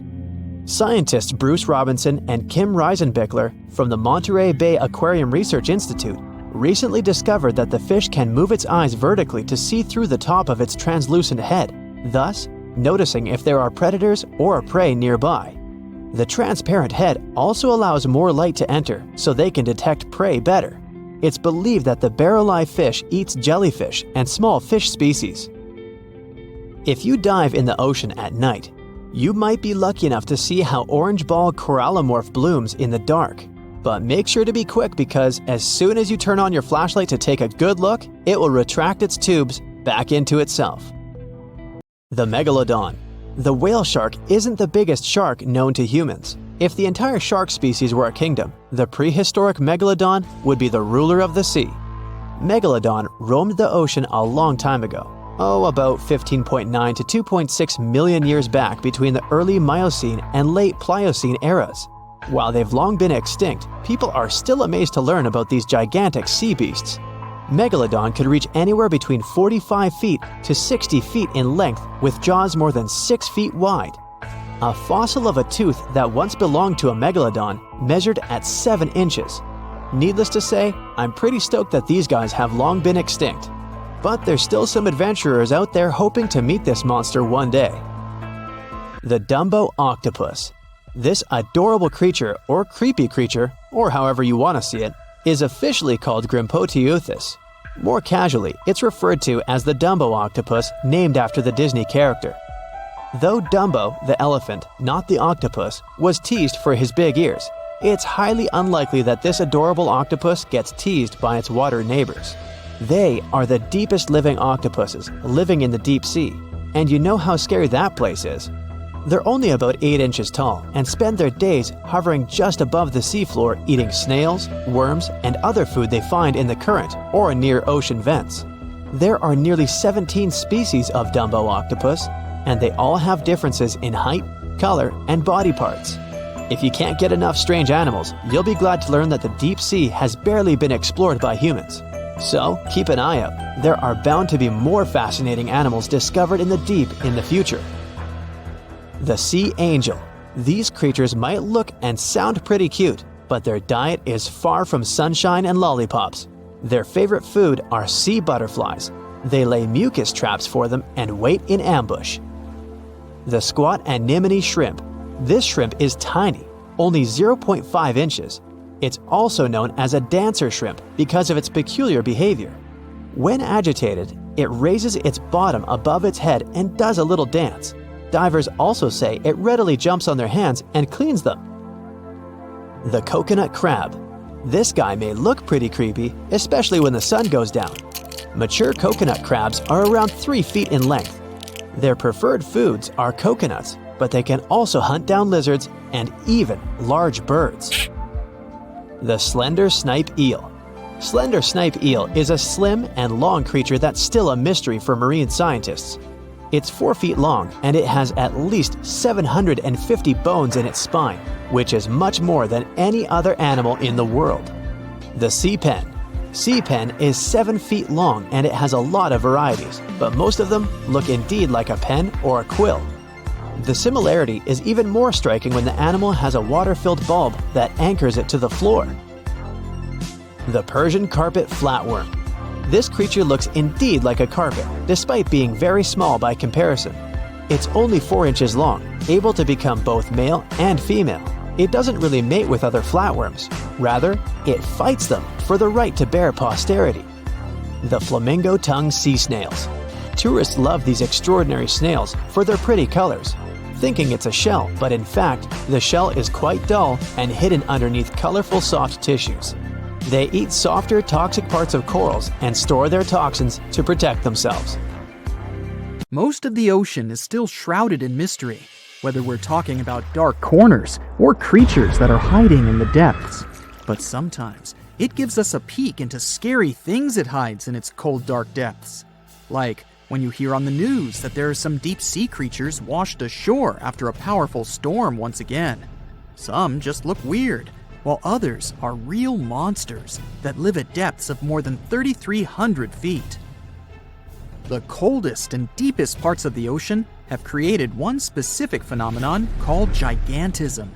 So, sea spiders, squids, worms, and many other animals, mostly invertebrates, or creatures without backbones, they're all way bigger and scarier than the versions we see in the more shallow areas. In the Pacific depths, you can see a sea sponge as large as a minivan. Or what about the colossal squid that lives in subantarctic waters and is nearly 14 times longer than the arrow squid, a type that mostly lives in New Zealand? Researchers found many of these underwater monsters in the abyssal zone of the ocean. Back in 2021, the researchers showed images of the giant phantom jelly. It was at a depth of 3,200 feet. Its tentacles were 33 feet long. Wow, I wouldn't like to face that one on the beach. It probably eats only small fish and plankton, but it can swim to depths of more than 21,900 feet. And down there, this giant jelly doesn't have enough food. How does it survive then? Scientists haven't figured it out yet. And there are even more questions related to the giant squid, the biggest one ever found.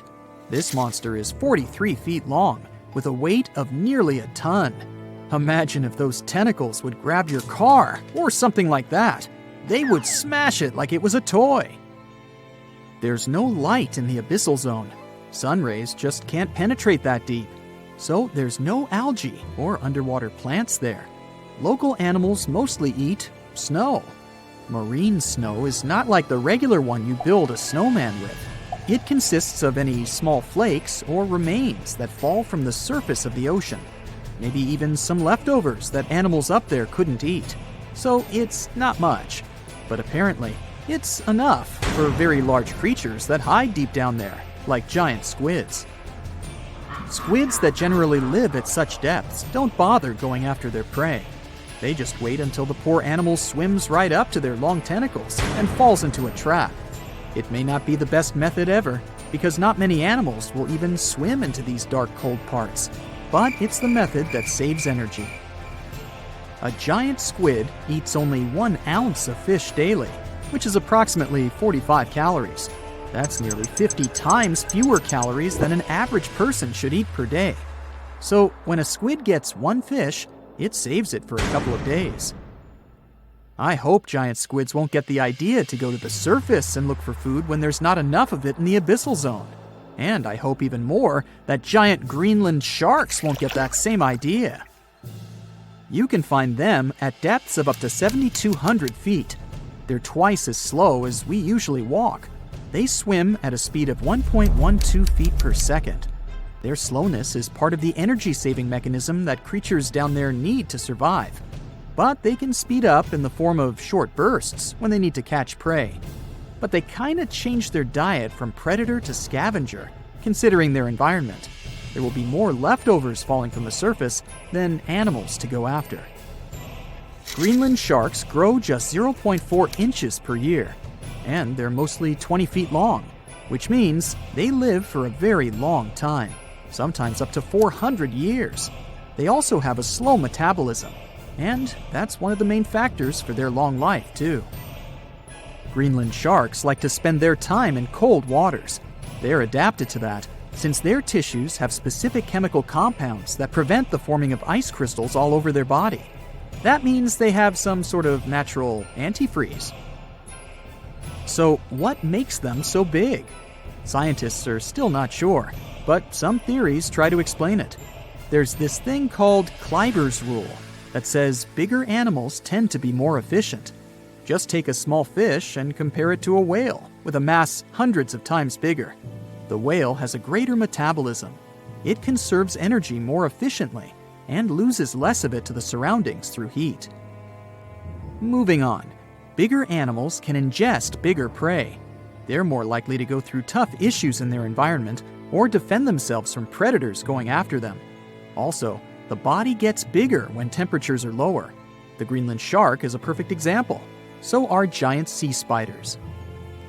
Sea spiders are generally common, and you find some very small ones at 0.04 inches. But in deeper parts of the Antarctic, they become 3-foot-long giants. They grow so big because the cold water has more oxygen. That way, more of it diffuses into the animal's body, and that allows it to grow bigger. Yeah, both as a creature and a nightmare. And how about this giant tube worm? Researchers found it accidentally while they were exploring the mysteries of the Pacific Ocean floor. They stumbled upon unusual hydrothermal vents. Volcanic heat is a thing that gets them going. As water seeps down through faults or cracks in the rock, these vents change their direction. When the water gets out of the vent, it's rich in different minerals and chemicals.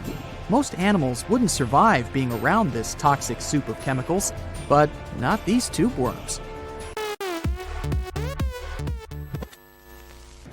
They came as a true surprise, because not only are they not bothered by these toxic vents and the almost boiling temperature of the water, but they developed entire ecosystems there.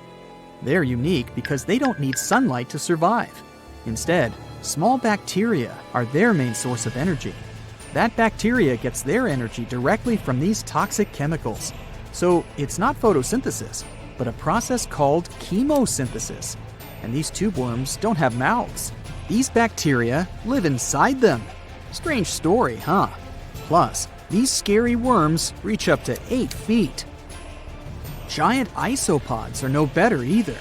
They lurk at the depths of the ocean of 1,640 feet or more below, far away from the sunlight, looking like some monstrous wood lice. They spend most of their time on the seabed, hoping to find some food falling from higher levels of the ocean. Check out their small hooked claws at the ends of their legs. Isopods use them to remain more stable while moving around the ocean floor. Since there's no light, they have long antennae that help them feel their way around. These sensory antennas are about half the length of their body. Giant isopods have pretty big eyes compared to their body size, too. They can grow over 12 inches from head to tail. And these fellas are really patient. Remember how we said animals down there rarely get food? Sometimes they need to wait for years to get a proper meal. That's why their metabolism is amazingly slow. 5 years later. They can go for 5 years without eating anything. Imagine that. I get hungry just talking about this. In 2006, a biologist did research to compare the differences between the shallows and the deep sea regions. He realized the deep sea mirrors the island rule. First, isolated parts of land develop biodiversity you won't find anywhere else. Second, small-bodied life there grows much bigger when it's isolated, compared to life on large land masses. Resources are limited, but also competition and predators. And we don't know much about these deep-sea creatures. It's too expensive and too complicated to carry out such research, so we'll just wait for more raging storms to show us at least part of the monstrous world cold ocean depths hide. 450 million years ago, no, I wasn't around then, the sea level was higher, coral reefs started to form, the climate on our planet was stable and warm, not even dinosaurs were around yet. The time when bony and jawed fish we know as sharks appeared. They've been dominating the oceans and making other marine creatures flee in fear ever since.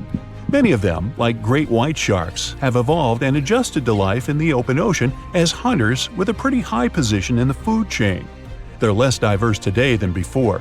One of the reasons is the asteroid strike from the age of dinosaurs. After it reduced the number of shark species, only smaller and deep-water kinds that ate primarily fish survived. They started getting bigger over time. Near the surface, sharks such as makos or great white ones develop faster movements and are somewhat between gray and blue to blend in with their surroundings.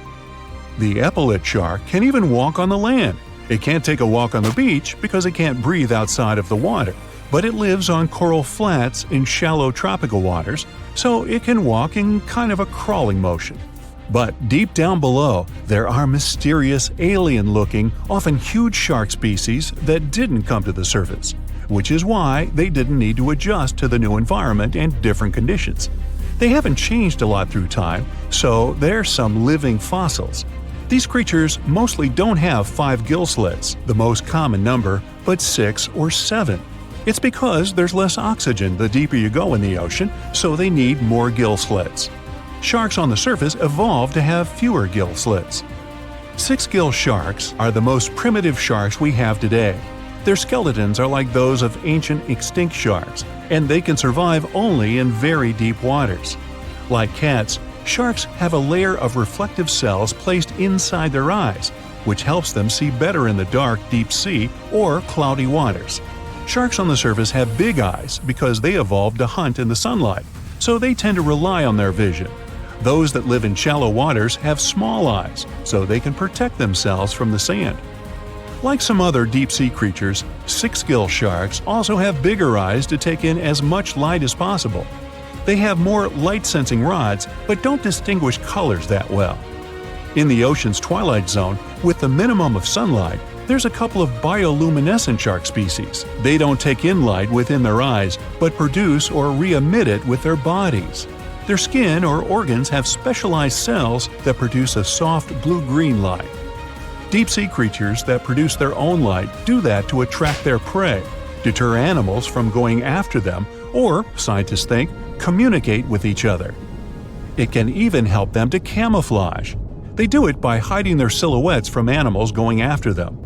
They produce enough light to match their surroundings. The biggest luminous underwater creature is the kitefin shark, found swimming 980 feet below sea level, preying on groundfish or smaller sharks. It can grow almost 6 feet long and lives 3,200 feet below sea level. Deep-sea sharks are also bigger than those on the surface. The Greenland shark can grow up to 24 feet long, bigger than a great white. There's a thing called deep-sea gigantism. Creatures in nutrient-poor depths of the ocean grow bigger because, that way, they lose less energy as heat. The Greenland shark lives its life in slow motion. It has a slow metabolism and can go very long periods without food. With their slow pace, they evolved to live up to 500 years at depths of 7,200 feet. Sharks in shallow waters catch their prey relying on agility and speed, But for them, it's easier because there's plenty of food on the surface. Deep sea sharks, with less food and slower life rhythm, had to develop a different style. They're more opportunistic, definitely not picky, and don't care if their future meal is alive or not.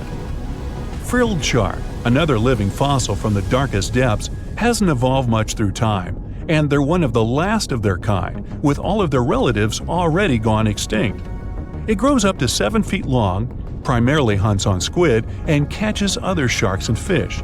It looks like a dinosaur, a snake-like face, a long, smooth, thin body that moves in a serpentine way. It can propel itself with the power of its tail and curl like snakes. They don't swim in a straight line like other sharks. Cookie cutter shark grows up to 20 inches. It got the name because of the way it feeds, biting off small pieces. It's a parasite creature, which means it feeds off bigger animals but leaves them alive. They have sharp teeth and sometimes even swallow those that fall off on purpose. Some researchers think it could be because they live in the depths that are nutrient poor. If they swallow the teeth, they could recycle calcium and other material from it. Prickly shark is a rare and unusual creature with many thorn-like denticles and 2 small dorsal fins. It lives mostly in the depths of the Pacific region up to 1,900 feet.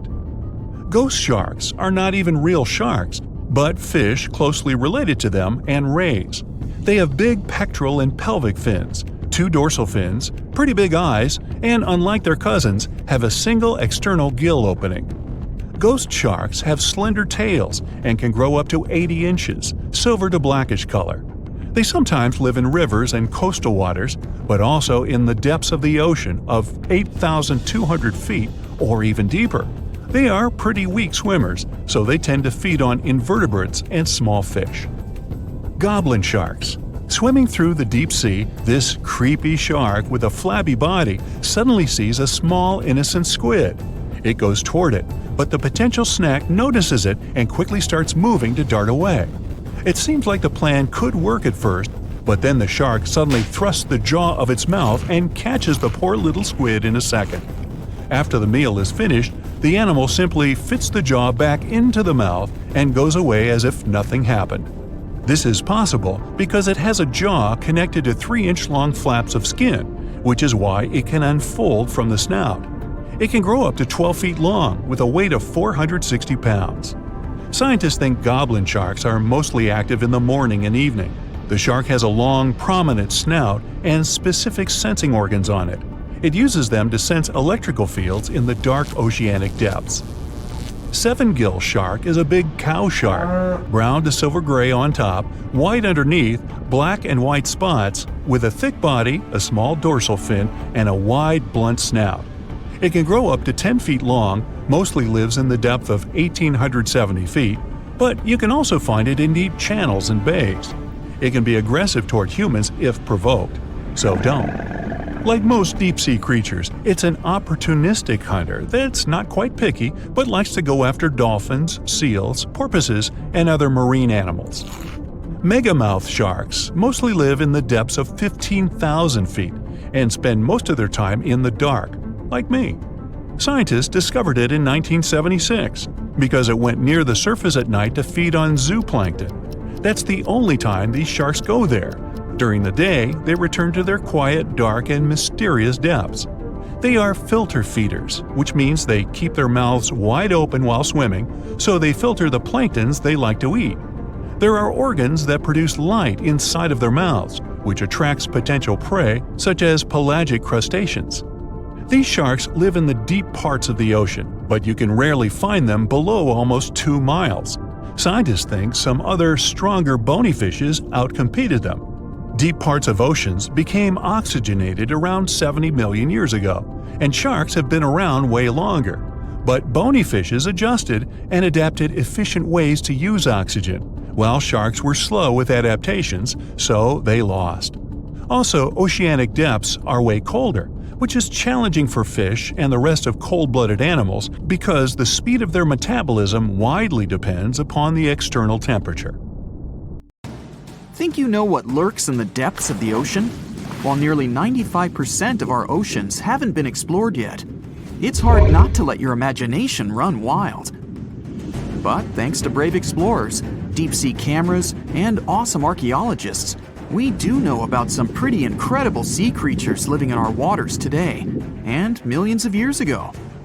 From the 9-foot spider crab to the 60-foot prehistoric megalodon, these sea dwellers come in all shapes and sizes. But let's focus on sea creatures famous for their huge size. Can you guess which living species of whale is the largest? Well, it's not the orca, but that's a good guess. The orca is a toothed whale that can grow to anywhere from 23 feet to 32 feet, which is slightly smaller than a school bus. How about the narwhal? Nope, they're not the biggest either.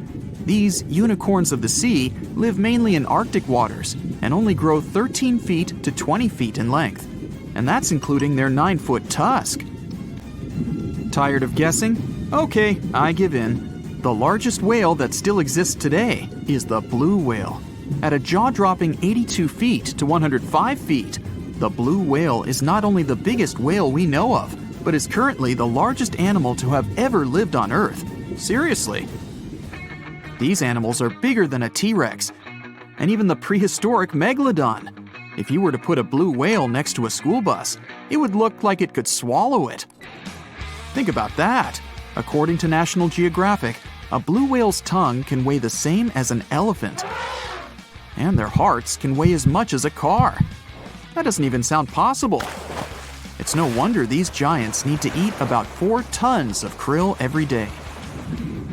While there aren't too many animals living today that can compete with the blue whale's epic proportions, there is an entirely different species that is a good contender, and it's not quite what you would expect. It's a jellyfish. No, I'm not talking about the little jellyfish that wash up on the shore and ruin a perfectly good day at the beach. I'm referring to the lion's mane jellyfish, the biggest jellyfish around.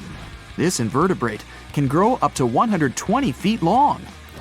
They also come in different gorgeous colors like red, purple, or even shades of orange. As if their length wasn't impressive, the lion's mane jellyfish boast a whopping 8 sets of 70 to 150 tentacles. That means they can have up to 1,200 in total. And here's the giant oceanic manta ray, the largest type of ray in the world. Their wingspan can be longer than a bus. These guys can reach 30 feet in length. They also have the biggest brain compared to body size among all fish. Unlike their stingray cousins, mantas don't have venomous tails. And while the lion's mane jellyfish and the blue whale are yet to be beaten for the longest sea creature, there is one marine creature that can grow even larger in length. The Portuguese Physalia physalis, tentacles and all, can reach a length of 165 feet long, and that's according to mentalfloss.com. While this thing may look a lot like a jellyfish, it's actually known as a siphonophore, and there are hundreds and sometimes thousands of them that are genetically identical. Their long tentacles help the organism catch prey, and its sting is fatal to most animals, even humans in some cases. What's even creepier is that if one of the tentacles comes off the organism for whatever reason, it can float around the water for days before decomposing. Even if it's detached, this tentacle can still sting you. But don't go running out of the ocean just yet. Your chances of being hurt by a Portuguese Physalia physalis sting are pretty slim. However, if you do get stung, the side effects aren't pretty, with welts, stomach cramps, an elevated heart rate, and an upset stomach. While you don't want to go anywhere near these long creatures, they sure are pretty to look at. Check out all those colors. The Shastosaurus is the biggest marine reptile that has ever existed. These predators lived during the late Triassic period, about 210 million years ago. These amazing giants could reach lengths of up to 69 feet and weighed more than 75 tons. This made the Shastosaurus as heavy as a blue whale. And if you could stand this creature up vertically, it'd be as tall as a 7-story building. Despite appearances, the Shastosaurus was actually pretty slim for its size. Its ribcage was only 6 feet across. You'd think that this big guy was chowing down on other dinosaurs, but that's not the case at all. This reptile survived on a diet that consisted of small fish and cephalopods, like octopuses and squids. The Albertonectes is a bright representative of the plesiosaur family, meaning that this marine reptile had a small head on an incredibly long neck and large flipper-like limbs that helped it move through the water. These creatures occupied the seas around North America 76 to 70 million years ago. The length of this sea monster could reach 38 feet, with its neck taking up 23 feet of that length. Its neck was a true record breaker. It had a whopping 76 bones in it. No other animal known to humankind has had so many vertebrae in its neck. Scientists aren't sure why they needed such a lengthy neck. They might have used it to collect shellfish off the seabed, or perhaps it helped them capture their main prey, fish and squids. This aquatic reptile also had gastroliths in its stomachs. Some of them were as big as 5.5 inches in diameter. The Tylosaurus belonged to the mosasaur family. It dominated the shallow seas of North America about 85 to 80 million years ago. This was an enormous predator, with the biggest representatives reaching 45 feet in length. It had a narrow hydrodynamic body with a blunt, powerful head that the animal used to ram and stun its prey. Its body was equipped with agile flippers and a long tail decorated with a maneuverable fin. The Tylosaurus was a carnivore, and its diet included not only fish, turtles, and small sharks, but also other mosasaurs, plesiosaurs, and flightless birds. Meet Ophthalmosaurus. This prehistoric reptile thrived during the late Jurassic period and lived in oceans all over the world. Ophthalmosaurus weighed somewhere around 6,000 pounds and grew to approximately 16 feet long, according to newdinosaurs.com. That's about the same length as the beluga whale that exists today. It's too bad these guys went extinct before we had a chance to see them ourselves, as their cartoonish wide eyes and dolphin-like features are pretty darn cute. Of course, the Ophthalmosaurus evolved over time to become ophthalmologists, or eye doctors that we know today. No, that's just a lie. Just testing you. The Mosasaurus is a truly gigantic predator that dominated the seas all over the world about 66 million years ago. According to fossil evidence, some specimens could be more than 50 feet in length. This fact makes the Mosasaurus the biggest marine carnivore of its time. One of the most terrifying things about this creature was its crocodile-like head, decorated with literally hundreds of razor-sharp teeth, neatly organized in 2 rows on both jaws. The thing is that it was pretty challenging for the Mosasaurus to grab its prey in the water. That's why it had all these teeth, plus something special: pterygoid teeth anchored to the bones on the roof of its mouth. This made hunting and holding onto its prey much easier. The Styxosaurus belonged to the plesiosaur family and lived during the late Cretaceous period, around 85 to 70 million years ago. Upon first glance at this dinosaur, you might mistake it for a sea snake, and it'd be an honest mistake. So you're swimming 2 miles down at the bottom of the ocean. Don't ask me how, just play along. It's cold and the pressure is intense. No fish in sight. Then you notice a green shiny thing. It's a cookie cutter shark. Its neck glows in the dark to attract fish and other delicious treats. The shark doesn't look like much. It's small, about the size of a cat. It has brown skin and large green eyes. But looks can be deceiving. Every night, this creature rises to the surface and goes after great white sharks, whales, even swordfish. If you look closely, you'll see a round mouth with a bunch of sharp teeth in it. They don't just bite, they work kind of like a saw. This one's called a cookie cutter shark because when it sees something delicious, it takes a cookie-shaped bite out of it. These sharks have even been known to disable submarines. Wonder what flavor they are. Our next shark is about the length of a car. Only about 100 of these sharks have ever been seen, but if you met one, you'd never forget it. It has a big mouth, a huge mouth, a mega mouth, like me. It's the mega mouth shark. You could easily fit in it if you curled yourself up. They're not dangerous though, not to humans. They feed by swimming around with their mouths open. filtering out plankton and other underwater goodies.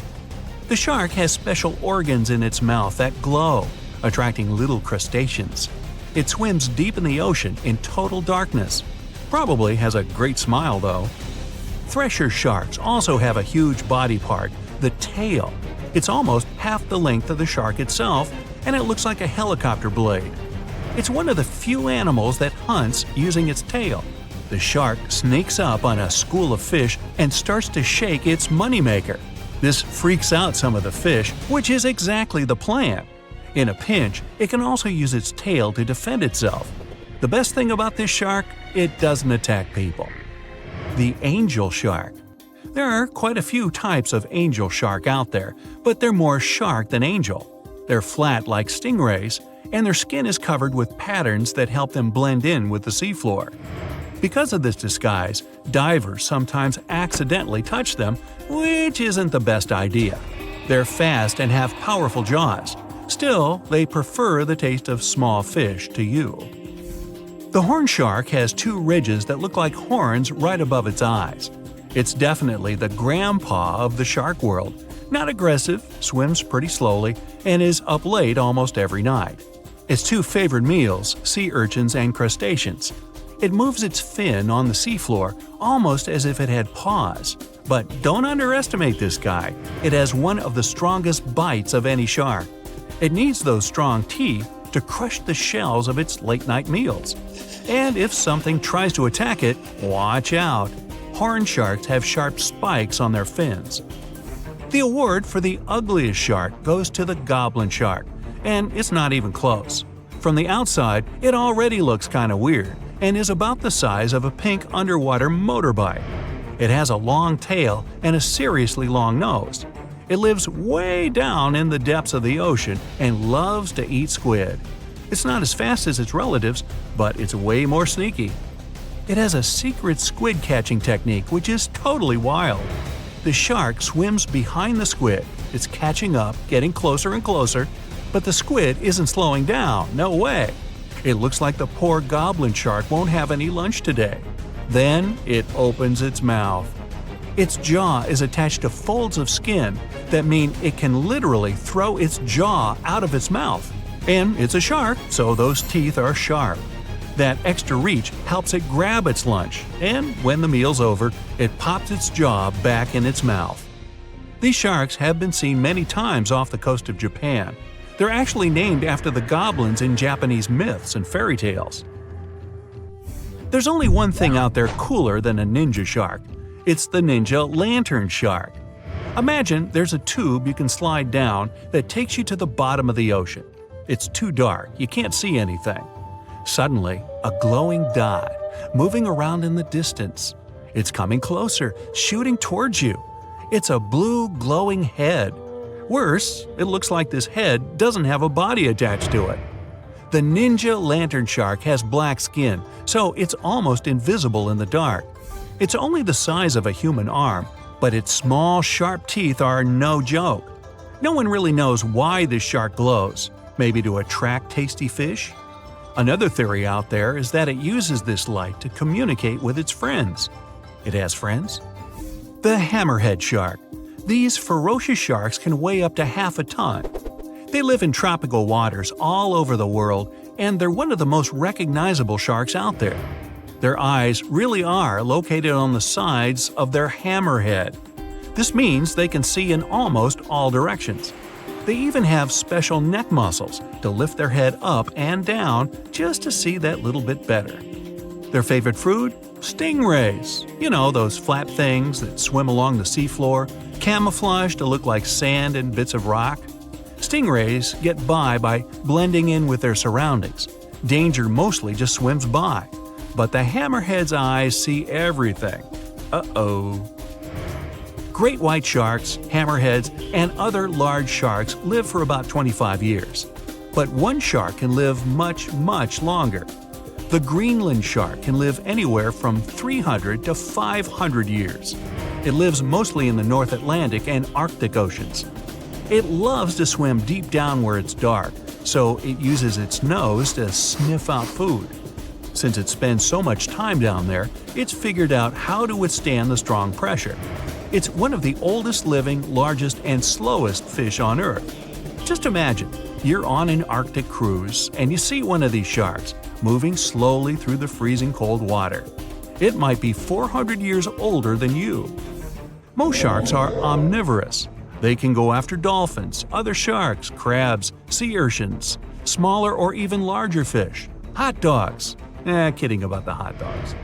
But the bonnethead shark is a bit different. It eats algae for about half its meals. It's actually related to the hammerhead shark, but its head looks more like a shovel. Can you dig it? If you see this guy swimming around, you might think it's a sea snake or a huge water worm. Frilled sharks like to swim way down at the bottom of the ocean, like a lot of sharks. When they're chasing something delicious, they move kind of like a snake. And just like a snake, they like to gulp down their lunch all in one piece. But that doesn't mean they don't have teeth. They have about 200 nice and sharp ones. The saw shark has a long, flat, and seriously spiky nose. Those teeth on its nose never stop growing. Each tooth is equipped with electric receptors to help the saw shark feel around for nearby fish, like a ship's radar. When dinner's nearby, the shark swims up and strikes with its nose, waving it around like a knight showing off his skills. Meanwhile, you won't have time to blink if this guy floats past. Did you see it? How about now? Meet the fastest shark in the world, the short-fin mako shark. It can swim up to 35 miles per hour. That doesn't seem that quick on land, but underwater, that's fast. Slower than a cheetah, but faster than most dogs. It's warm-blooded, which is super rare for a shark. That helps it swim to cold and distant places where an ordinary shark simply wouldn't survive.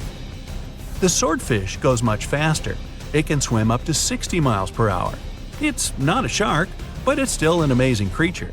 In a race, the swordfish will usually come out on top. But it's not just fast, it's ingeniously fast. It has a gland next to its nose that pumps out a special oil. This oil spreads through its nose and comes out through tiny holes.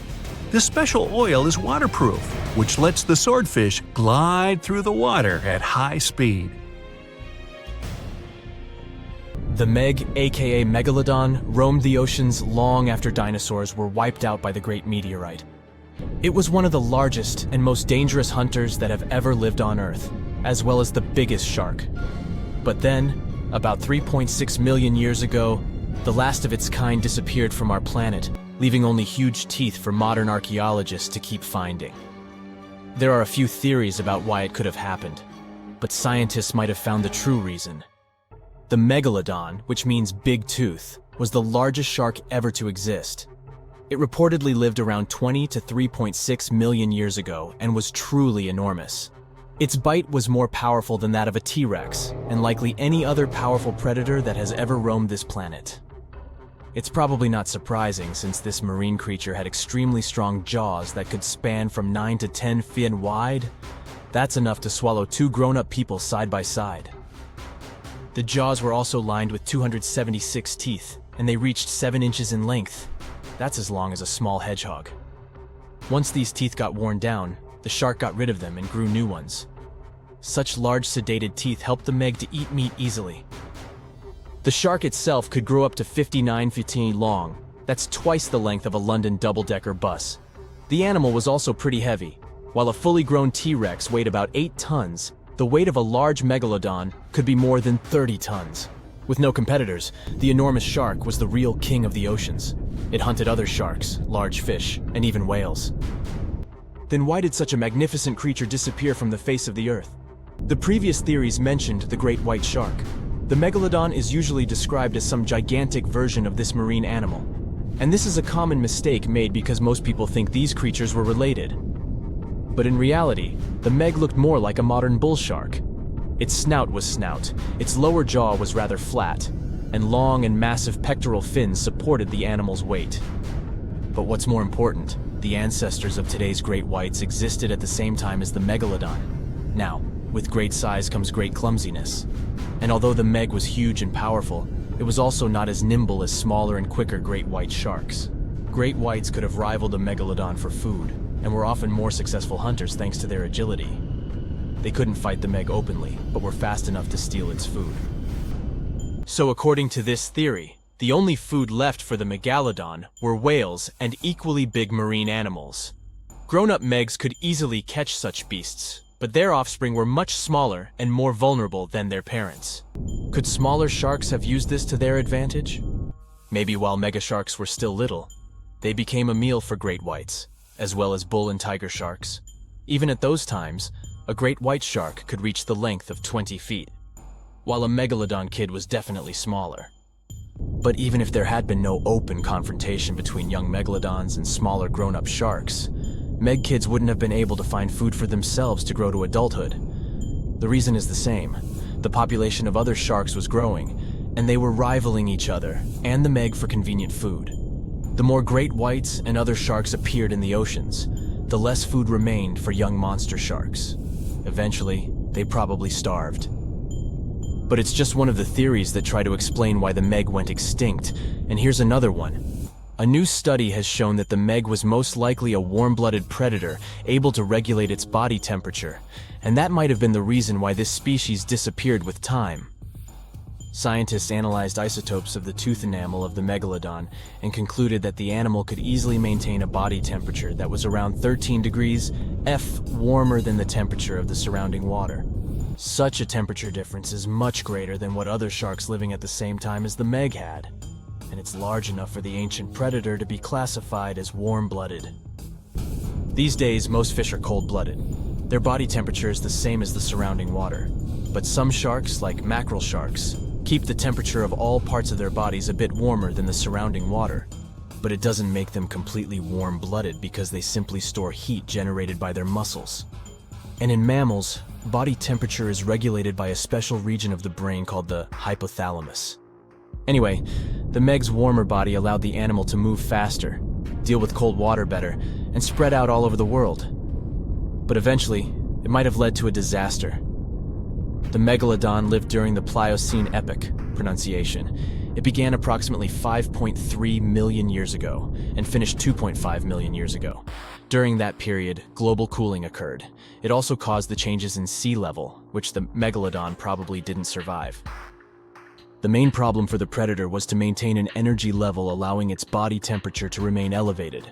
But to do it, the animal had to eat a lot, and I mean it. But it was a challenging task in a time of changing marine ecosystems and while competing with newcomers, such as the great white shark.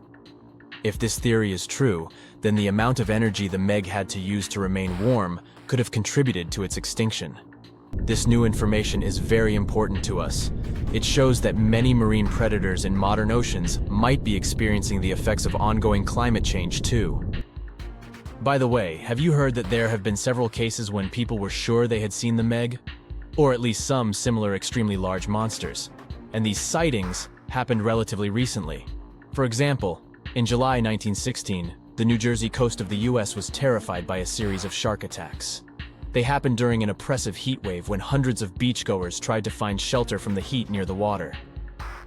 People described the culprit that had caused all that havoc as a giant shark, much bigger than any regular one. Since then, scientists have been debating which shark species was involved in those accidents. The most popular guesses have been the bull shark and the great white. A picture of a huge shark roaming the Pacific Ocean not far from Guadalupe Island appeared in 1999. The creature was nicknamed Deep Blue. It could be distinguished from others by a wavy pattern separating its gray back and white belly.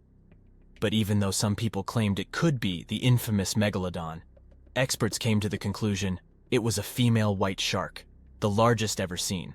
The average length of a male white shark is 11 to 13 feet. Females are bigger, up to 15 or 16 feet, but Deep Blue reached more than 20 feet in length. No wonder people were confused. For the last time, Deep Blue was spotted in 2013 near the western coast of Mexico's Baja California. But look, there's another jumbo shark, and you can meet it in any part of the world.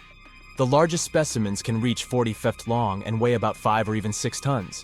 Could it be, if not the megalodon itself, but one of its relatives? Again, a wrong guess. That's the basking shark. This animal prefers subpolar seas. with temperatures not higher than 58 degrees F, even though some of these animals do migrate to warmer places. Like whale sharks, basking sharks are harmless and don't attack snorkelers or divers. These creatures have loads of small teeth, but they don't use them when feeding. Instead, they swim with their huge mouths open and swallow plankton. A grown-up basking shark can filter nearly 2,000 tons of water per hour.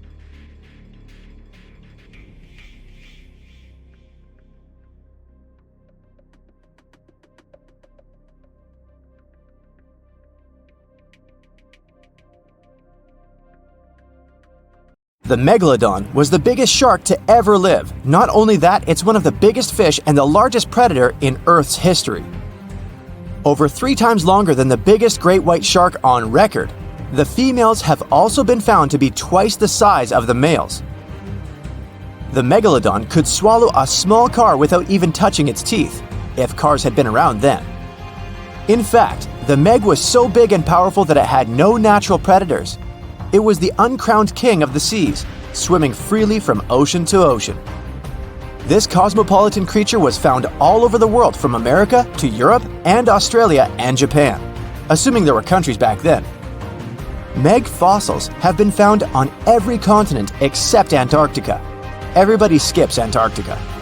Science tells us that the megalodon went extinct over 3.6 million years ago, but could they still be alive at the deepest depths of the ocean?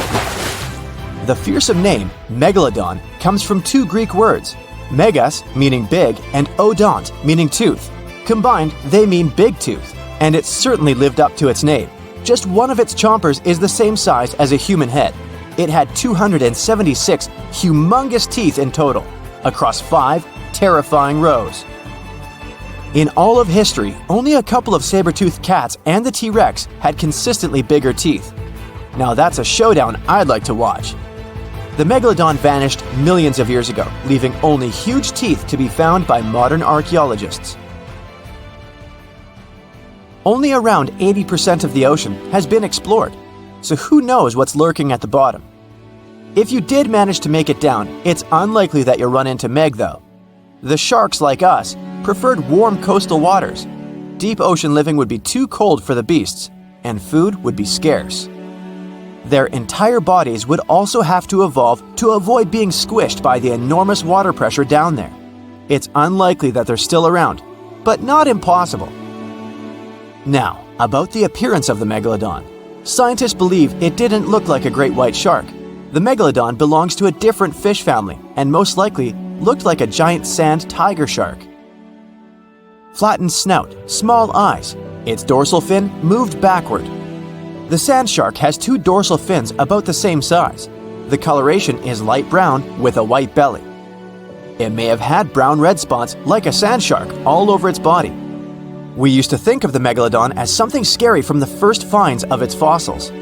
That was back in the Renaissance era. People found some teeth in the rocks. At first, these teeth were thought to be the tongues of dragons or snakes. And here is the first drawing of what the owner of these teeth supposedly looked like. A massive snout with a scary nose and a bunch of razor-sharp teeth. The megalodon is usually described as a sort of giant great white shark, but this is just a common myth. In fact, the ancestors of today's great white existed at the same time as the Meg. But they weren't the best buddies and were even in competition with each other.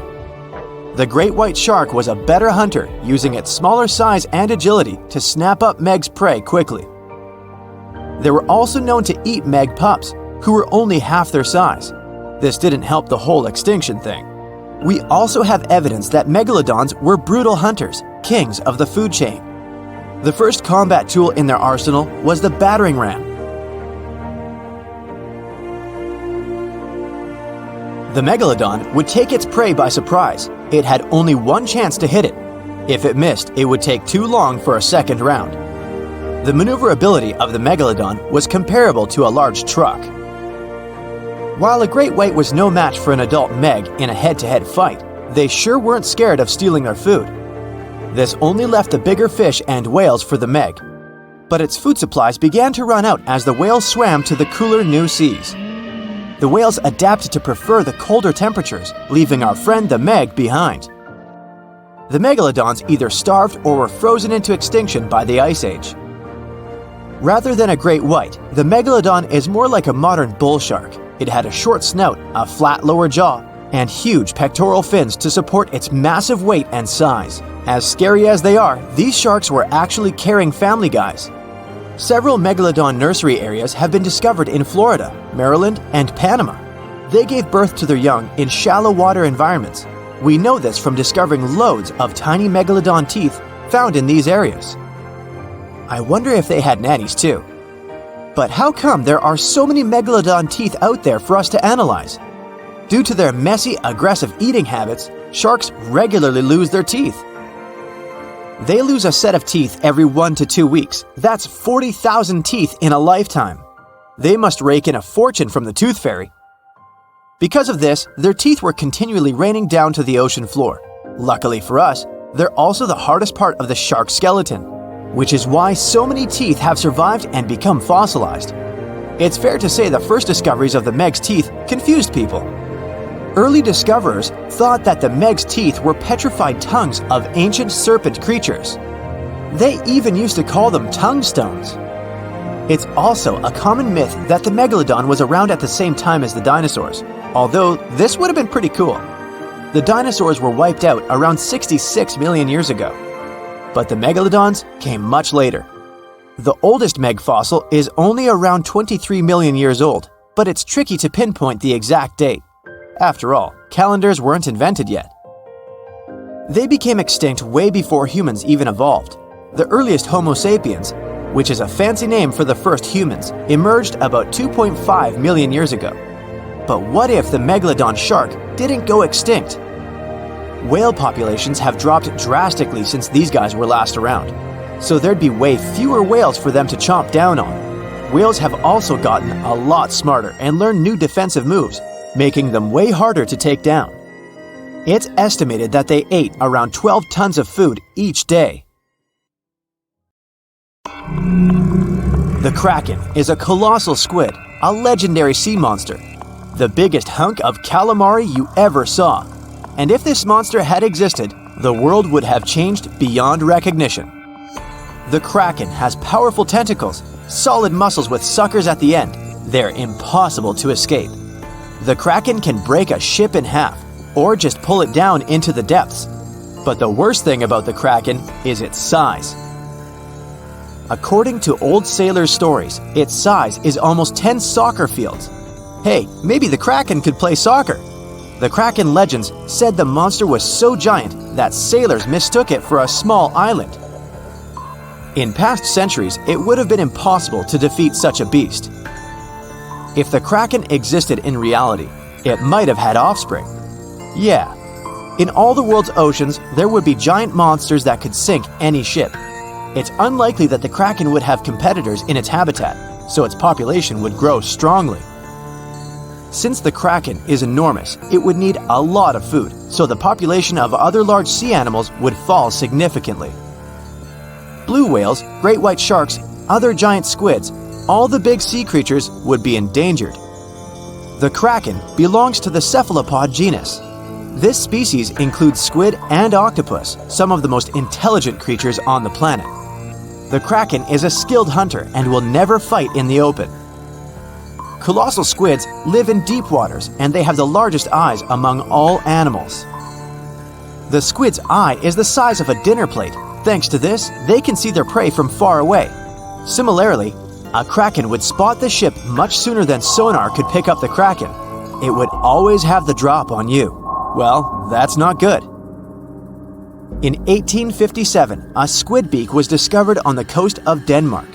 Other huge squid remains were found in the Bahamas, and then scientists were convinced that gigantic squids existed.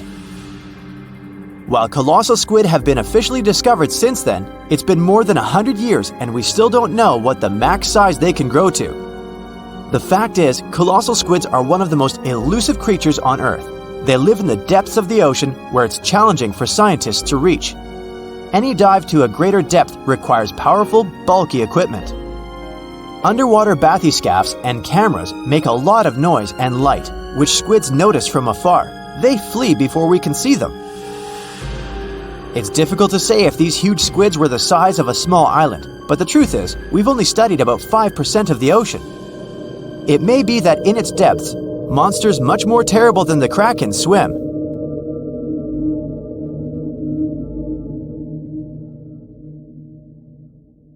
How heavy is the largest living snake? How can a snake eat a whale? Get ready, I'm about to answer these questions. Before the last ice age, giant mammals like mammoths ruled the world. The modern animal kingdom we're familiar with was shaped around 55 million years ago. I mean, there were still 1,000-pound bear dogs living from Asia to America.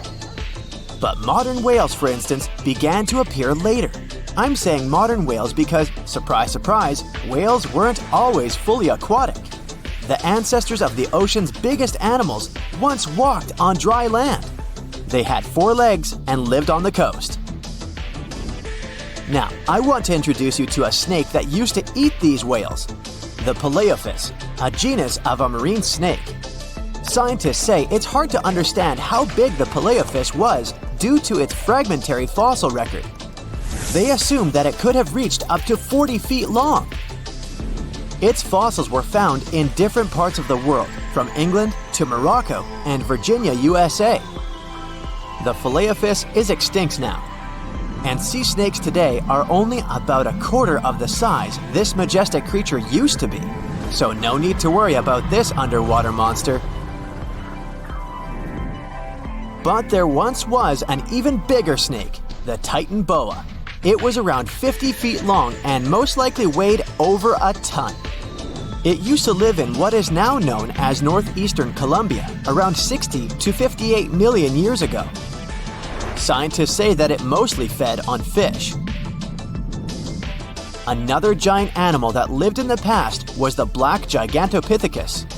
These primates aren't related to gorillas. They lived in the area of modern China. Some people believe that they're still alive, but so far, no one has laid eyes on them. Some people even go further and say that the stories of Bigfoot or Yeti are based on these animals. This rodent became extinct about 2 million years ago. Its main habitat was South America, more specifically, Uruguay. What's astonishing about this species is that it was the largest rodent ever known. It was bigger than a bull. Scientists believe that it weighed up to 1,000 pounds. A distant relative of this rodent is still alive today. It's called the pacarana. It's a rare animal that lives in South America. It weighs up to 33 pounds and measures up to 31 inches, not including its cute and fluffy tail. The Arthropleura was an insect that lived in prehistoric times. Imagine a giant millipede measuring up to 8 feet in length. Here you go. It was one of the largest land animals of its era, about 315 million years ago. The Arthropleura's shell was covered with tough plates. These plates were there to protect the creature from damage. Most of the time, it burrowed into the ground to avoid becoming some other animal's dinner. Meet the Megalodon. Millions of years ago, this shark lived in the ocean and ate other marine creatures. It had wide teeth, and its jaws were so powerful that the animal could finish off its prey with the force of its bite. It was one of the largest sharks to ever exist. Yet, this predator also went extinct. Scientists don't really know the reason. This made me wonder why animals were so big in the past. Nowadays, smaller creatures flee or hide from predators. But apparently, it wasn't like this before. Many centuries ago, animals didn't just run or hide, they fought back. Research suggests that this behavior may have been the most important motivation for prey to grow bigger. A study compared the skulls of ancient animals to those of their modern peers. The skulls of predatory animals have become shorter and narrower, while the skulls of the animals they hunted have become longer and broader. This means that predators learn to become experts in hunting, while prey worked on developing their defense skills. You see, a larger body size was a great advantage because it made it harder for predators to take down the animals they hunted. The bottom line, self-defense made prehistoric animals larger. The second reason why ancient animals were larger is related to their bones. They had hollow bones, which are lighter than solid bones. This type of bone allowed large animals to move quickly. Let's take sauropods. They were a dinosaur subgroup. Sauropods had giraffe-like long necks and snake-like long tails. Compared to their body size, their head was really tiny. But since their bones were quite light, they could move around without having to carry additional weight. The eating habits of these animals were also related to their body size. When experts examined the fossils of one extinct mammal species, they found out that these animals had a diet that was high in nutrients and low in fiber. And this mammal was the largest land animal of its period. In other words, following this diet, mammals could grow to be very large. There was plenty of food out there, so they didn't have to worry about finding it. Fun fact, these animals also took chewing out of the picture. They could swallow their food in large pieces instead of taking small bites. Environmental conditions also played an important role in the evolution of larger animals in prehistoric times. Those animals tended to live in warm, moist climates that provided them with a lot of food. They didn't have to compete for food sources. Researchers believe that because of these conditions, natural selection worked in a certain way. I mean, body size was more important than such traits as agility and speed. Oh, and did you know that large animals tend to produce more carbon dioxide? And ultimately, a bigger volume of carbon dioxide increases the amount of vegetation in the animal's habitat. As for the abundance of oxygen in the atmosphere at that time, it could be another vital element for some animals' growth. A good but scary example of an animal that benefited from the high levels of oxygen can be the cockroach of the Paleozoic era. At that time, cockroaches were the size of modern house cats. Now this one would give me the chills if I ever faced it. Ugh. What about today? Well, there are over 3,000 species of snakes on Earth. The smallest snake in the world is the Barbados thread snake. It's only around 4 inches long when fully grown, and the largest one? It's the reticulated python. This snake reaches around 20 feet in length. The longest python was discovered in 1912. It measured 32 feet long. As for the largest and heaviest reticulated python, it was named Medusa. Medusa was approximately 25 feet long and weighed 350 pounds. These reptiles lived in Southeast Asia in rainforests, woodlands, and grasslands.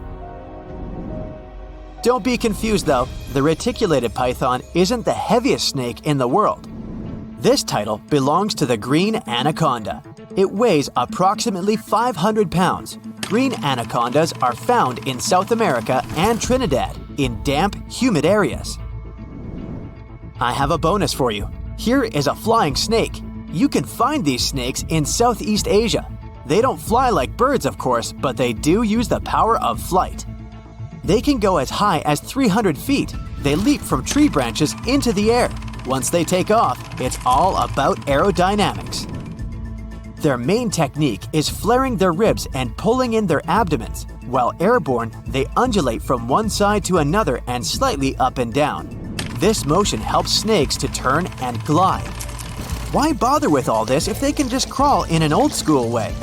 Scientists aren't sure, but they believe it might be related to escaping from predators. This way, they move from one tree to another without having to get down to the ground. Every now and then, people discover fossils of animals that lived millions of years ago. These ancient discoveries continue to capture our imagination. Which of these animals would you like to see alive? There's a lake in the heart of Asia that holds 1/5 of all the world's liquid freshwater. It's more than all the 5 Great Lakes have together. Even if all the rivers on our planet suddenly change their direction and set on a mission to drain this lake, it would take them a whole year to finish the job. I'm talking about the deepest lake in the world, Lake Baikal. If you decide to go all the way down to its deepest point, prepare for a journey of almost 5,400 feet. The descent takes several hours, but the rift floor of the lake is way deeper, between 5 to 7 miles beneath the surface. It means it could be even further down than the Challenger Deep, which is the deepest known place on Earth. The amount of water it has would be enough for everyone on Earth to have something to drink for up to 50 years. This mighty giant of a lake replenishes its water completely every 383 years. Baikal has a great delivery crew of over 300 rivers and streams, bringing their waters right in. And only one river flows out of Baikal, the Angara, which is headed straight for the Arctic Ocean. Baikal isn't only the deepest, but also the oldest existing freshwater lake in the world. It formed at least 25 million years ago. It all began when the Earth's crust decided to play Tetris and created the lake and the surrounding mountains. At some point, Baikal must have been just a humble riverbed, but then tremors and fractures shook the Earth, and the distance between the shores got bigger. Water levels rose thanks to the melting glaciers. Then, several lakes formed and later merged into one. Baikal is one of around 20 lakes in the world that are older than 1 million years. And since it wasn't disturbed by glacial periods, it's a perfect research ground for scientists. Its deep-drilled core sediments can tell a lot about the climate of our planet in different periods. Since Baikal is in a rift basin with 2,000 seismic tremors per year, the lake is deepening and still growing in size. Its shores drift apart at around the same rate as South America and Africa are moving away from each other, so it has all the potential to become an ocean. Another thing Baikal has in common with the oceans is that it has water rich in oxygen, even at its lowest depths. This is one of the reasons why the fauna of the lake is so incredibly rich.